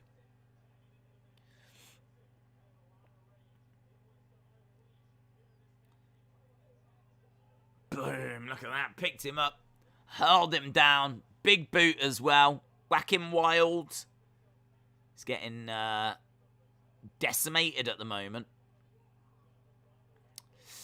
I think Austin just needs to chill and not put pressure on Days like he does. Thank you, the Quilver. Lily is better than Elektra Lopez, says literally no one ever. Literally no one ever.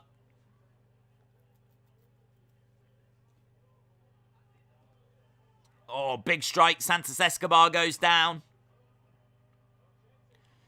Oh, yeah, Lady Taker's gone over.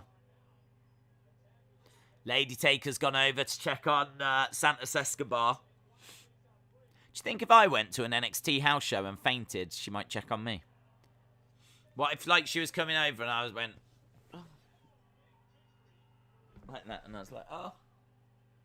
Oh, dear, I've passed out. She might check on me, might she? That's on my bucket list now. I'm going to go to an NXT house show and pretend to faint. What do you call a poor Santa Claus? St. Nicholas. Days, I think we should bully Austin. It is just natural. yeah, I mean, I've got no intention of stopping, so. There are Legado del Fantasma. Days, John told me he loved it when Jungle Boy made Adam Cole tap out, and he is now a Jungle Boy stan.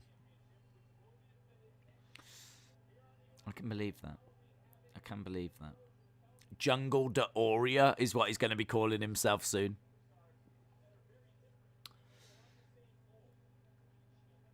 What have we got here? What's this?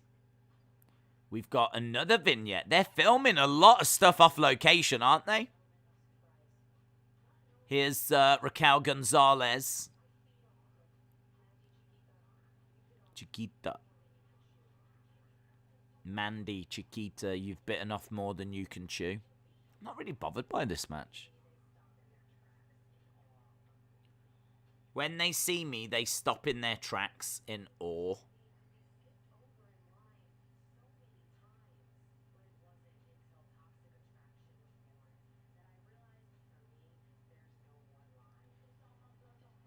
For me, there's no more line.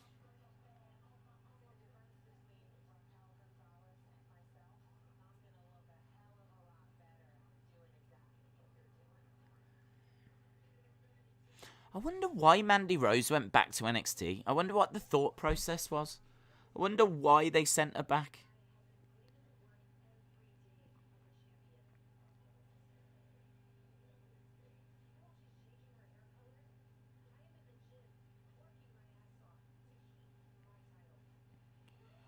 So we're seeing Raquel Gonzalez training. Spin the wheel, make the deal.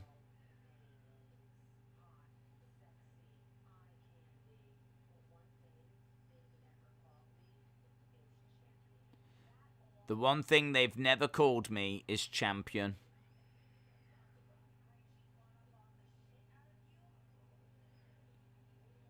We are so far removed from the Mandy Otis stuff, aren't we? I will not check on you. I don't really care about Mandy, Raquel, says Brony. It's great that Johnny Gargano is a face now. I don't mind these vignettes. They're pretty nice and refreshing. I agree. I think they add a lot. It gives you a bit more insight into the characters. I completely agree. Right, we've got Grayson Waller. Grayson Waller versus LA Knight.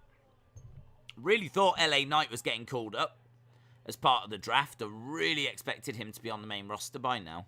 Well, maybe not by now, but next week when the draft comes in. Robin is excited that LA Knight is here. Brony said we've got a lot of Mandy Rose simps in the chat. Maybe they wanted a fresh start for Mandy. Maybe she wanted to go back to NXT. Maybe. It's a weird one because, I mean, you look at someone like Dana Brooke and you think she might benefit from going back to NXT.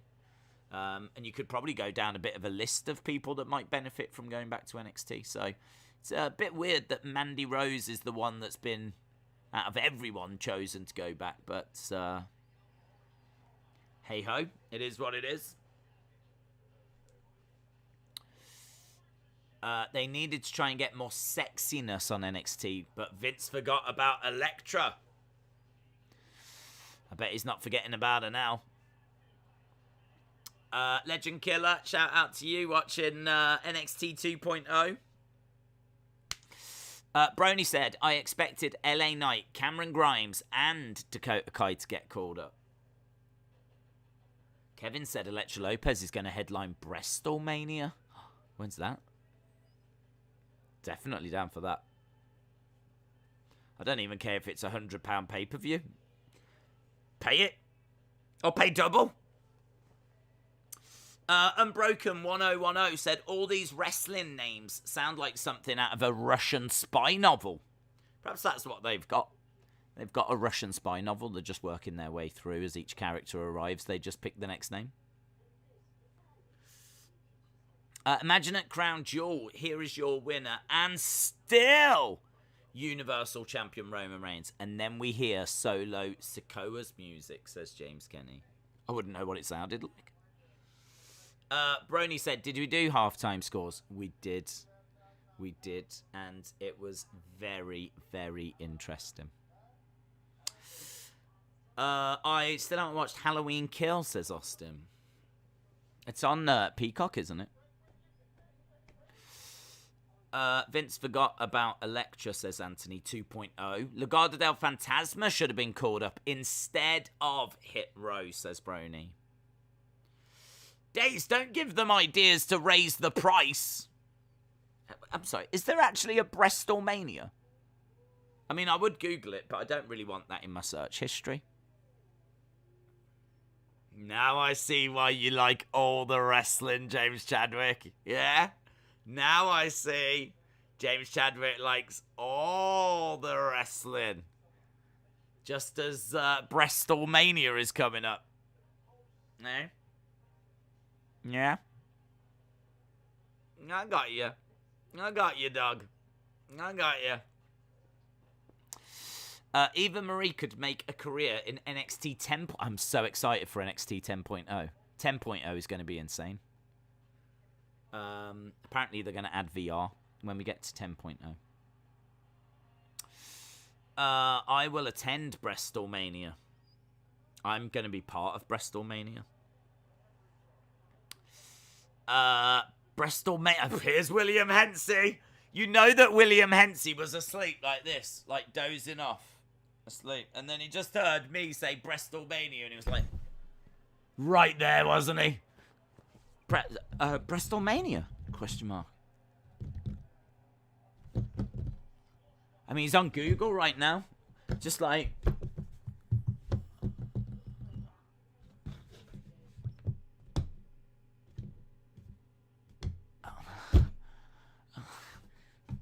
James, Brestlemania, is it a thing? Where do I...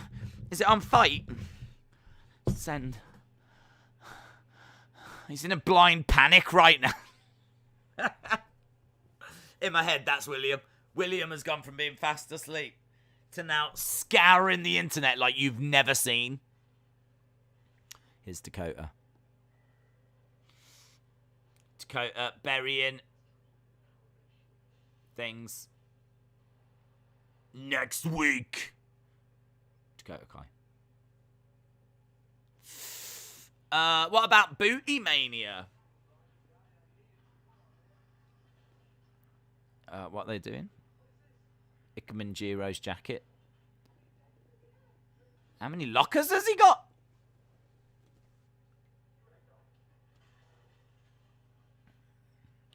Dexter Lumis's locker.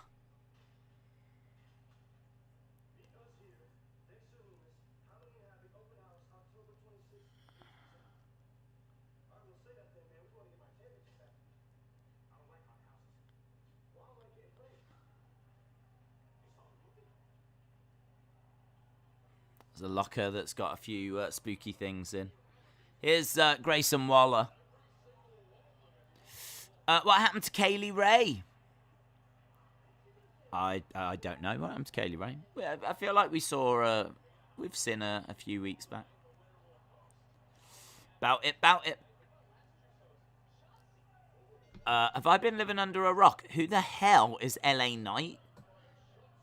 He's been around for a while. It's Eli Drake, but he's under a different name.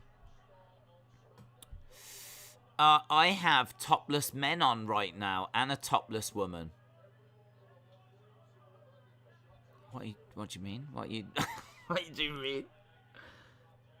Is that what Google results have brought back for you? Brestlemania does exist. Oh my god. No joking. I searched it on YouTube and Daisy's stream came up.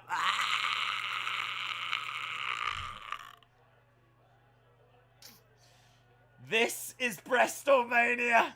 Da da da da da da da da da da da da da da da boom boom dum boom boom bum boom boom. This is Brestlemania. This is Breslin. This is Breastling. Breast forever. Breast forever. This is Breastsome. This is Breastsome. This is Breastsome. Some of the great chants from Breastlemania.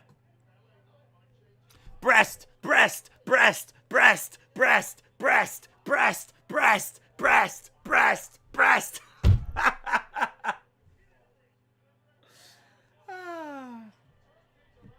I think we've really fleshed this out, haven't we? Well, that's what she said. We're still underway with LA Knight versus Grayson Waller. I think the mystery person is Paige, says Liam. It's Dakota Kai. Samo HT027 says, you're the only wrestling streamer on now, as others feel that NXT isn't worth the time their wrestling marks. We're all by ourselves. All by ourselves. Breast, breast, breast, breast, breast. Main event of Breastlemania is Days versus Elektra Lopez. I don't think you can show that.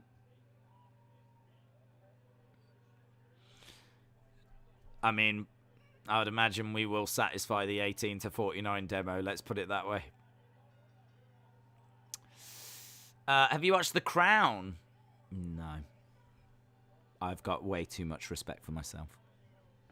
I've lived The Crown. I don't need to watch The Crown. Pretty much anything that goes on with the royal family is on the news. So pretty much throughout my whole life, I've watched The Crown play out on the 10 o'clock news. Breastlemania is running wild. What you gonna do when Breastlemania runs wild on you? Yes. I am a real Breastlemaniac. Fight for the rights of every breast. LA Knight won, by the way. Days, you're the breast. You're the best thing that ever happened. Do, do, do. To me, you're the one. Next week, we got the Scareway to Hell match.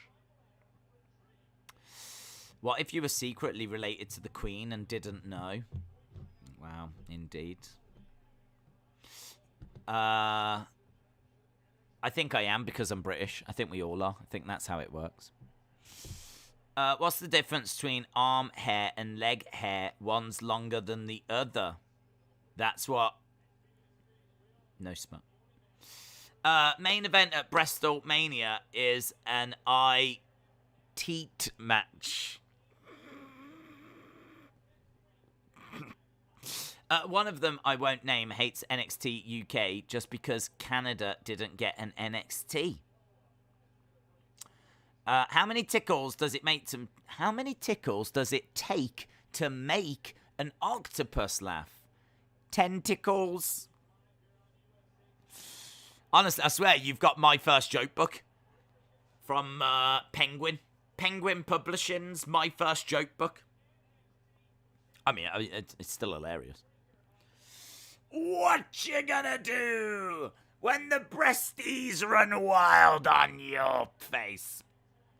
Days, some lucky parent walked by their kid's bedroom and heard on the other side a man yelling breasts, breasts, breasts, and are probably saying, that sounds all right.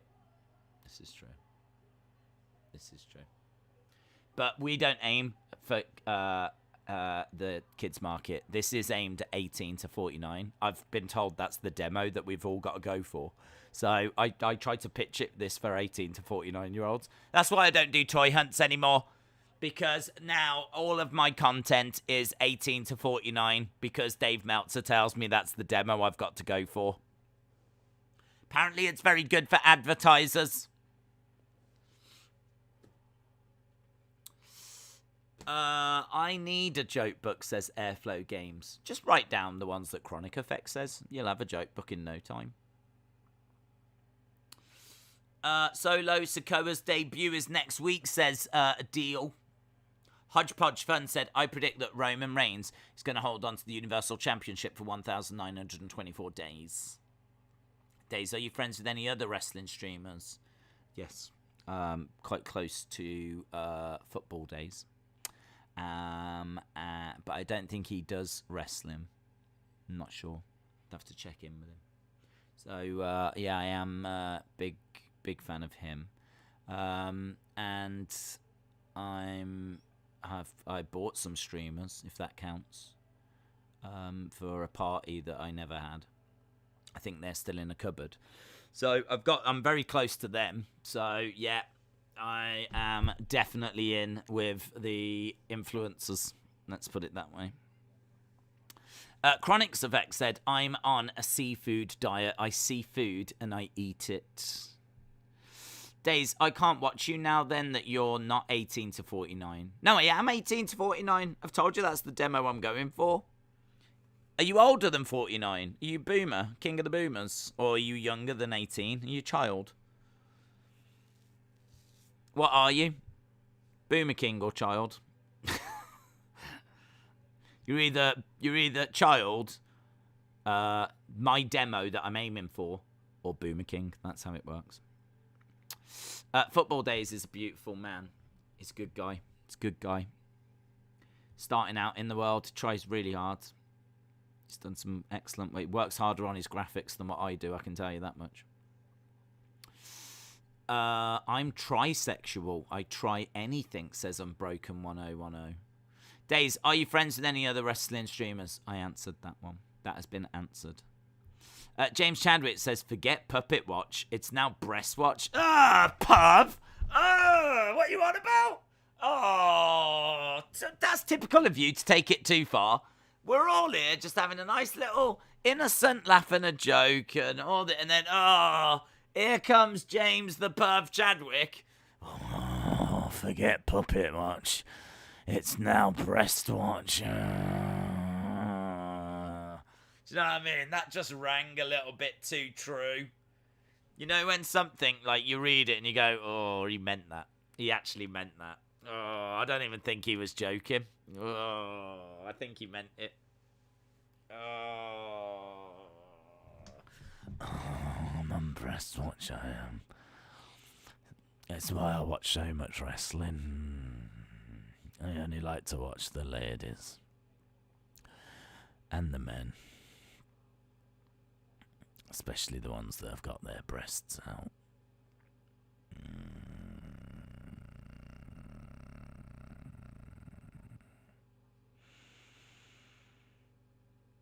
I love ham.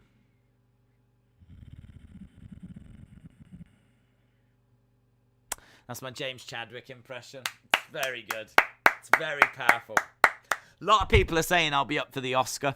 A lot of people are saying that is Oscar worthy. I'm days sexual, says Fabian. Aren't we all? James Chadwick, shout out to you. Shout out to you. That sounds creepy. Indeed. Right, we've got Tommaso. Tommaso, I love you, Tommaso.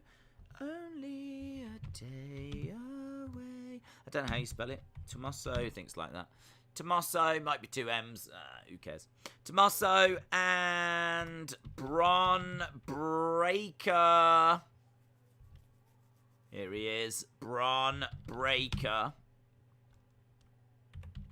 versus grizzled young veterans. There we go.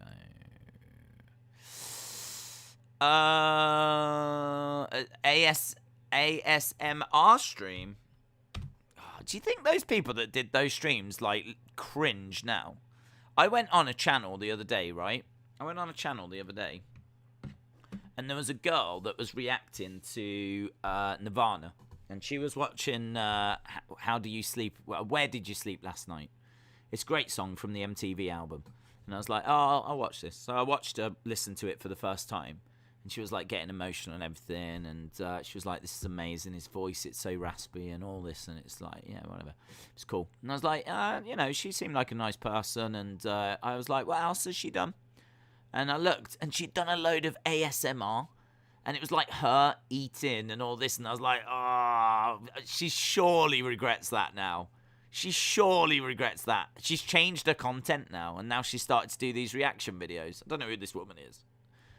I was searching Nirvana because I wanted to check out a song, and it recommended her. And she's changed her content now, and I was like, oh, I wonder if she really regrets that now. I wonder if, because it was kind of a trend, wasn't it, ASMR? I wonder if there was a load of people that did it because it was trendy, that now really, really regret it. That really, because that's cringe, isn't it? Do you know what I mean? Eating.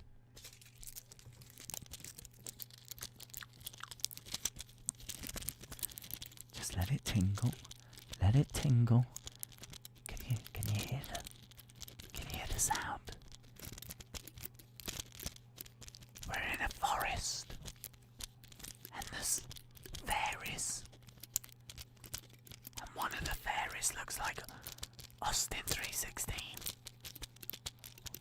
I bet there's people that did that back in the day, and they look at it now and they go, oh, why did I do that? Because it's out there now, isn't it? And all their friends have seen it, and you can't take it back. Days, please stop. Sorry. ASMR is weird. Yeah. I've never been tempted to do it. Days, stop. It's cringy. You're creepy. Thank you. Those are the kind of comments that I look for. What? Right, we've got... Can we just say, like, how amazing I can just... Do you know what I mean? ASMR, we need to do some. Right, let's do it. Just do it. We just go where we need to go. There's no boundaries here. We're boundaryless.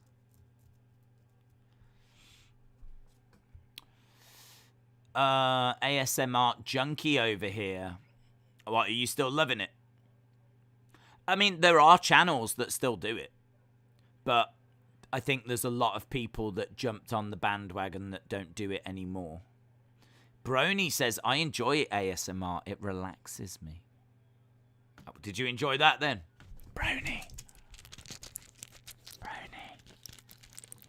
We're in the forest, Brony.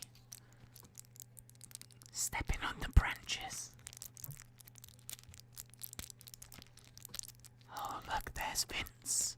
There's Vince McMahon. And he's naked. He's naked, Brony. He's calling us over, Brony. Vince wants to talk to us, but he's naked and he wants to give you a hug. He wants to hug you. Go and hug him, Brony. Go and hug naked Vince. No, not again! Not again! Days, next time Sonny is on members, we must bring out this. What, the ASMR? Please stop! Alright, guys, I've stopped. Days, can you do the Super Size Me challenge? I don't know what that is. Nelson says, I'm scared. I'm scared. I'm scared right now.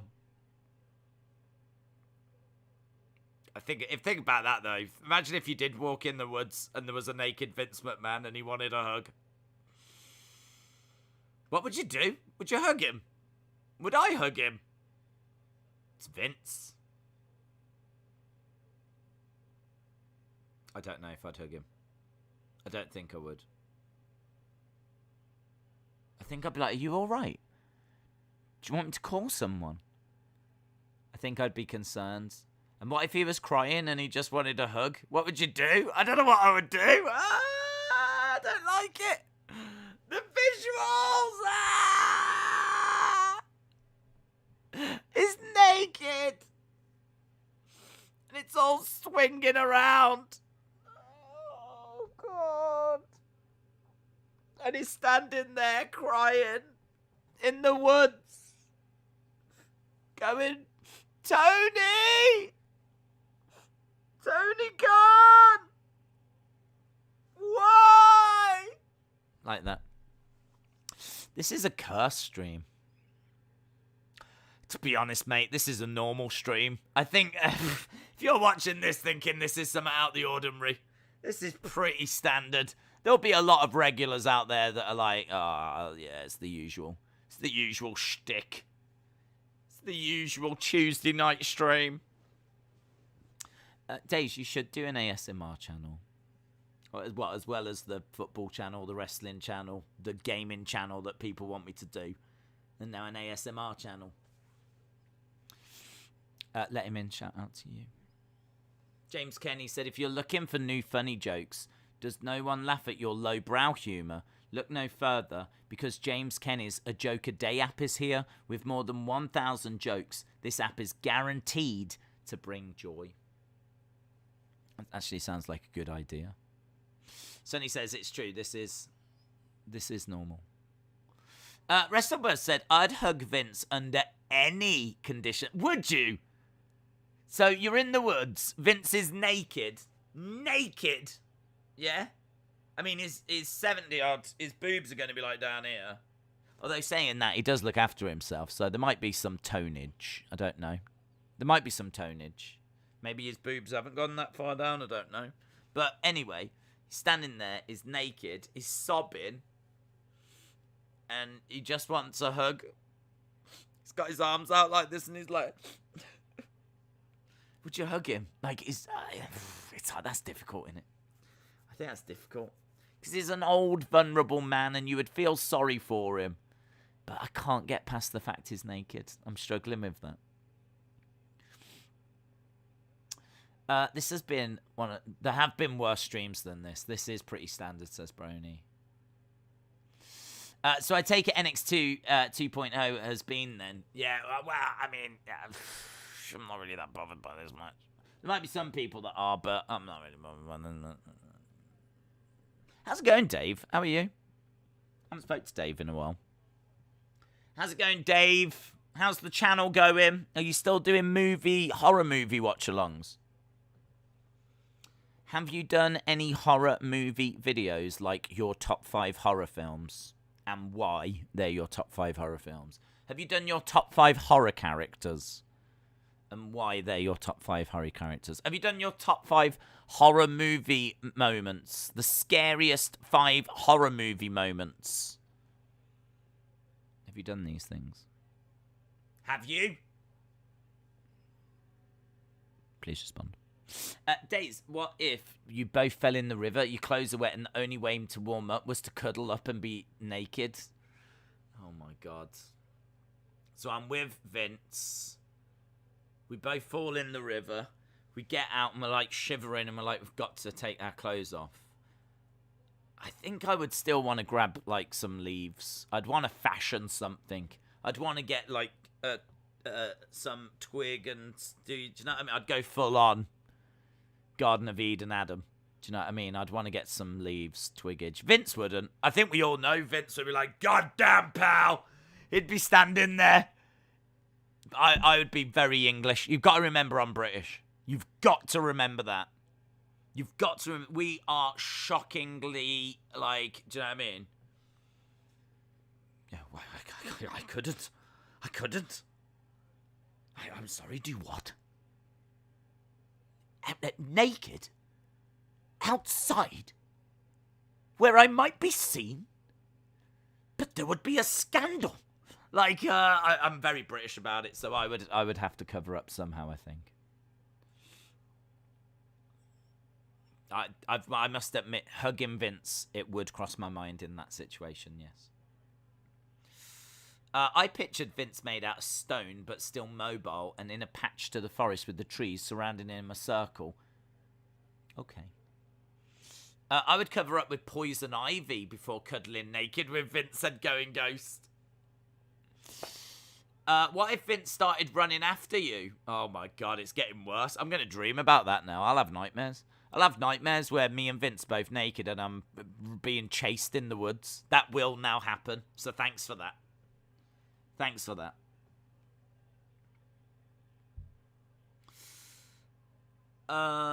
Braves win game 3.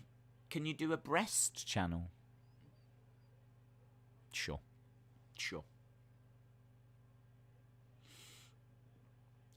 Days, have you kidnapped Mark and put him in your Linda dungeon? I thought you hated the lashing with Lash legend. I'm not the biggest fan. We got 4 minutes left here. What about a naked Tony Khan? No. I ain't getting anywhere near Tony Khan. As soon as you get close to him, I'll talk to you about demo numbers. No. At least with Vince, I feel like I could talk to him about, like, wrestling. He'll be quite up for talking about wrestling, whereas I think Tony Khan will try and talk to me about demo numbers, and I just don't need that. I don't need that. Plus, also, I think a naked Tony would look worse than a naked Vince. I'm just going to throw that out there. I know it's a very weird thing to say, but I'm throwing it out there. Because I think Vince, for his age, is in, at least is in decent shape. I just get the feeling with Tony there's quite a few things that are going to be sagging. That's all I'm going to say. Vince would want a spoon, but Days would say, I'm a fork guy. I am a fork guy. I hope he doesn't mishear that. Flip. Imagine if Vince wants the spoon, I'd say I'd rather fork. You need to make sure that you're saying that right. Days, did you know there's a new Topps collection coming out November 4th? The cards have got no stats on them. Ooh. I might be interested in that. Bron Breakker gets the pin. Hang on, Dave did answer my question, didn't he? Dave said, my new top horror character is Naked Vince in the Forest. Yeah, Dave, are you still doing the watch-longs? Because Halloween's coming up. That's breaking news, by the way. I'm just hearing Halloween's coming up. Halloween's coming up. In about 10 days. So, I know that is a big, big deal. Not for me, but... What about if Electra was crying in the woods and wanted a hug? Dude, she could be in the woods not crying. She could be in the woods with other people. I'd still run over to her and give her a hug. There ain't a restraining order in the world that would prevent me from doing that. She could be surrounded by crocodiles and alligators. It's not a problem. That woman is getting a hug, whether she wants one or not. Ciampa is holding on to Goldie. Mojo Rawley says, hold on to it tight. Ciampa getting in the face of Bron Breakker.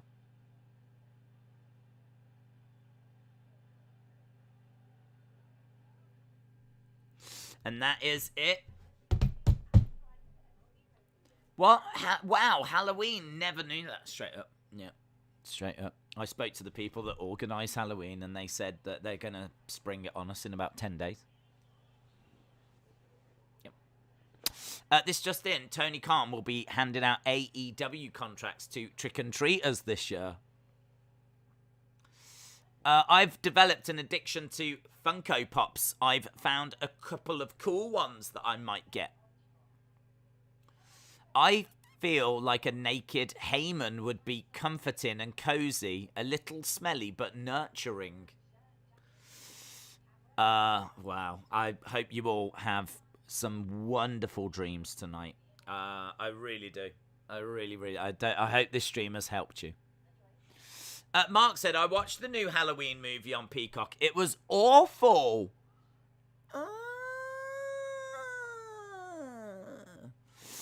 Airflow Game said, I've never heard about Halloween. What is it? It's something like Harry Potter. It's something to do with ghosts and goblins, just like Harry Potter. Just like the Avengers. It's something to do with like ghosts and goblins and things. Tony is going to hand down demo numbers to trick and treaters. Trick or treats! Oh, hello! Here's a piece of paper showing you how we beat SmackDown in the first 15 minutes. Don't look at the next 15 minutes. But the first 15 minutes there, you can see that we actually... One for you as well. There you go. And you can see that that breakdown actually shows that we did beat them in that demo. Don't ignore total viewers. And, yeah, don't look at the rest of the paper. Just that first 15. But, yeah, you can see that I've circled it for you. Yeah, these are the numbers as well that we normally generate as well. Don't worry, I've got one for you as well. It's in a pack. So those are the demo rating numbers for Dynamite and Rampage over the past few years. So we've got that as well. In fact, we've got a whole load of information here about AEW. That's our mission objectives right there. And, you know, what we're aiming to achieve. We kind of send those out to people that want to sponsor AEW, so we've got that as well. Do you want to come in and talk more about ratings, or you're crying? Okay, yeah. No, I understand. You just want chocolate. That's fine. Okay, well, have a good evening. All right, bye. That would be what it was like at Tony's house if you was a trick or treater. I might go. I might go. I'd be down for that conversation. I'd get all that information. I'd be like, wow, thank you. No, I think that's everything, Tony. Thank you. Oh, there is one thing. Oh, you're cringe. You're cringe, you are. Old man can't.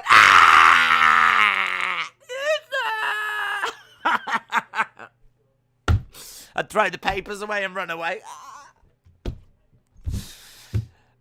Should we do full-time scores? Let's do full-time scores. Here we go. Let's do the full-time scores. How do you rate the show? Question mark. 8 to 10. 7 to 7.75. 6 to 6.75, 5.75 or below. Below.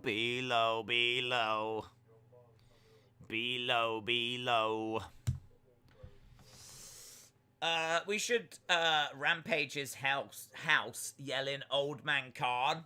Old man Khan.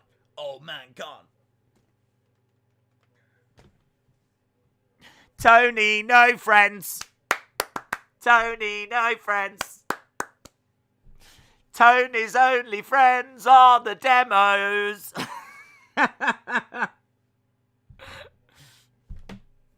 Numbers aren't your real friends, Tony. Numbers aren't your real friends, and you're really cringe. I'm not even watching, but I'm going to say 5.5. Trey says 6.75. Austin says 6.5. Days, can we all watch Chucky together and not end this stream? I don't get it in the UK. I don't get it. I'm not worthy of having it. 1987 Big Fan says 5.5. Brony says 6. Eddie says 6.75. Austin says 6.5. Jonathan Wilberding says 6.33. Hasimp said the best bit was Mandy. Tony will cross out the numbers that don't beat WWE. Tipex. That's all Tony wants for Christmas. Tipex. Just Tipex in all the numbers, apart from that first 15 minutes from the other week. Tony's only friends are Alvarez and Meltzer. Well, in all fairness, if you knock on Tony's house at Christmas, I'd imagine you could see Alvarez and Meltzer in the background. Johnny, good night. Austin said that was really good singing. Thank you, Austin. We should make a band, says her simp. We should. Called The Simps. The Simpsons. The real Simpsons. I love Chucky, says Johnny. Ty said 6. Zachary says 6.5. Shakeem says 5.5. Dang, I am sorry to hear that. I want to watch it as well. I do want to get around to watching it. Probably be better when a few episodes have aired, though, innit? I'm someone that likes to binge. Robert said, Days, if Bray was in the woods crying, would you give him a hug?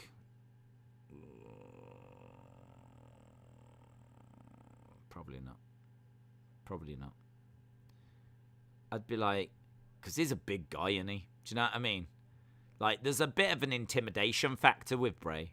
With Vince, I kind of feel like he's a 70-year-old vulnerable guy. Even though he does work out, still would be, I think he'd have a vulnerability about him. Tony would have a vulnerability about him. Bray would not have a vulnerability about him. So, I don't know. I don't think I would. I'd just shout to him, follow the buzzards! You'll be alright! Follow the buzzards! Bye. Meltzer is the head of the table in Tony's house. I would go to Tony's house to trick or treat. Tony the numbers guy. Austin said, I would give Bray a hug. Brony, good night. Bye, Days. Everyone needs to hug Bray. Legend Killer says 6.5. We're about 16 votes away from 100. Mark says, Chucky has been announced as a special guest for next week. They didn't announce it on the show, which I thought was a bit strange, wasn't it? Why didn't they announce it on the show? Hey?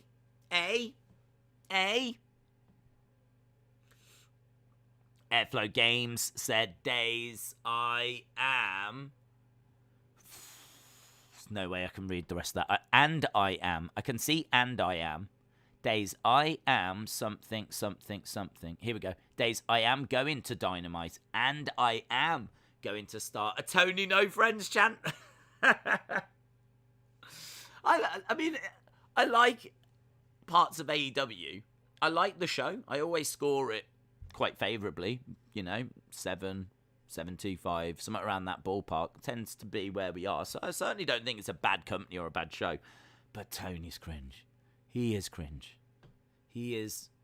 I don't think he is doing that brand many favours. Let's put it that way. I wonder if Days doing the loser will become a meme. Loser! I'm a meme-asaurus. I churn memes out for fun. We've got 4 more to go, and then I will end the poll. Get in your thoughts. Be nice to get to 100. That's my dream. Make my dreams come true. It's on my bucket list. 4 more votes. There's got to be 4 people out there. 3 people out there. I want Bray to tuck me in at night, says JDEMEC. 3 votes. Come on. 3 votes. 2 votes. Airflow said, I like AEW too, but I also like making fun of Tony. Same vibe. Same vibe. I don't know why James is saying bad things about Tony Khan. I thought James was all elite. Alex said, have you kidnapped Mark? No, come on. We know Tony's got him. We know Tony's got him. 1 more vote to go. 1 more vote to go. Here we go. Here we go. Here we go. 1 more vote. 1 more vote. 1 more vote. 1 more vote. 1 more vote. 1 more vote. Yay! Breast. Here we go. How do you rate the show? 40% said 6 to 6.75. 26% said 7 to 7.75. 18% said 8 to 10. 13% said 5.75 or below. Do you know what? I'm going to agree. I'm going to agree. I think this is about a 6.75 for me. I think there was some good stuff on the show. I'm certainly don't think it's a disaster.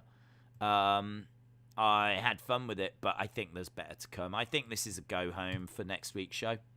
And I think there is better that will be to come. So,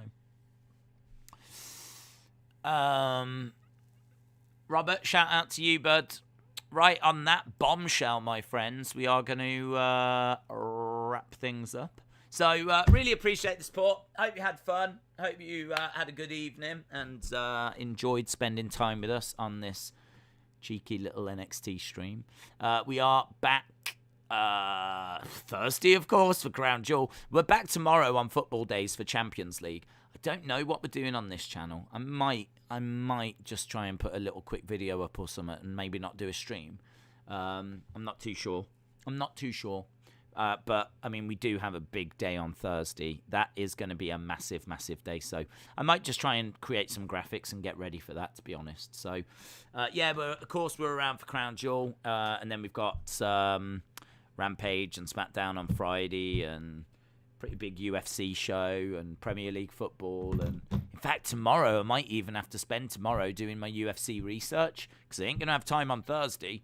And I can't do it Friday because we've got SmackDown and Rampage. So, I don't know. We'll see. But appreciate the support, guys. Hope you had fun. And hopefully see you again next time. Bye for now.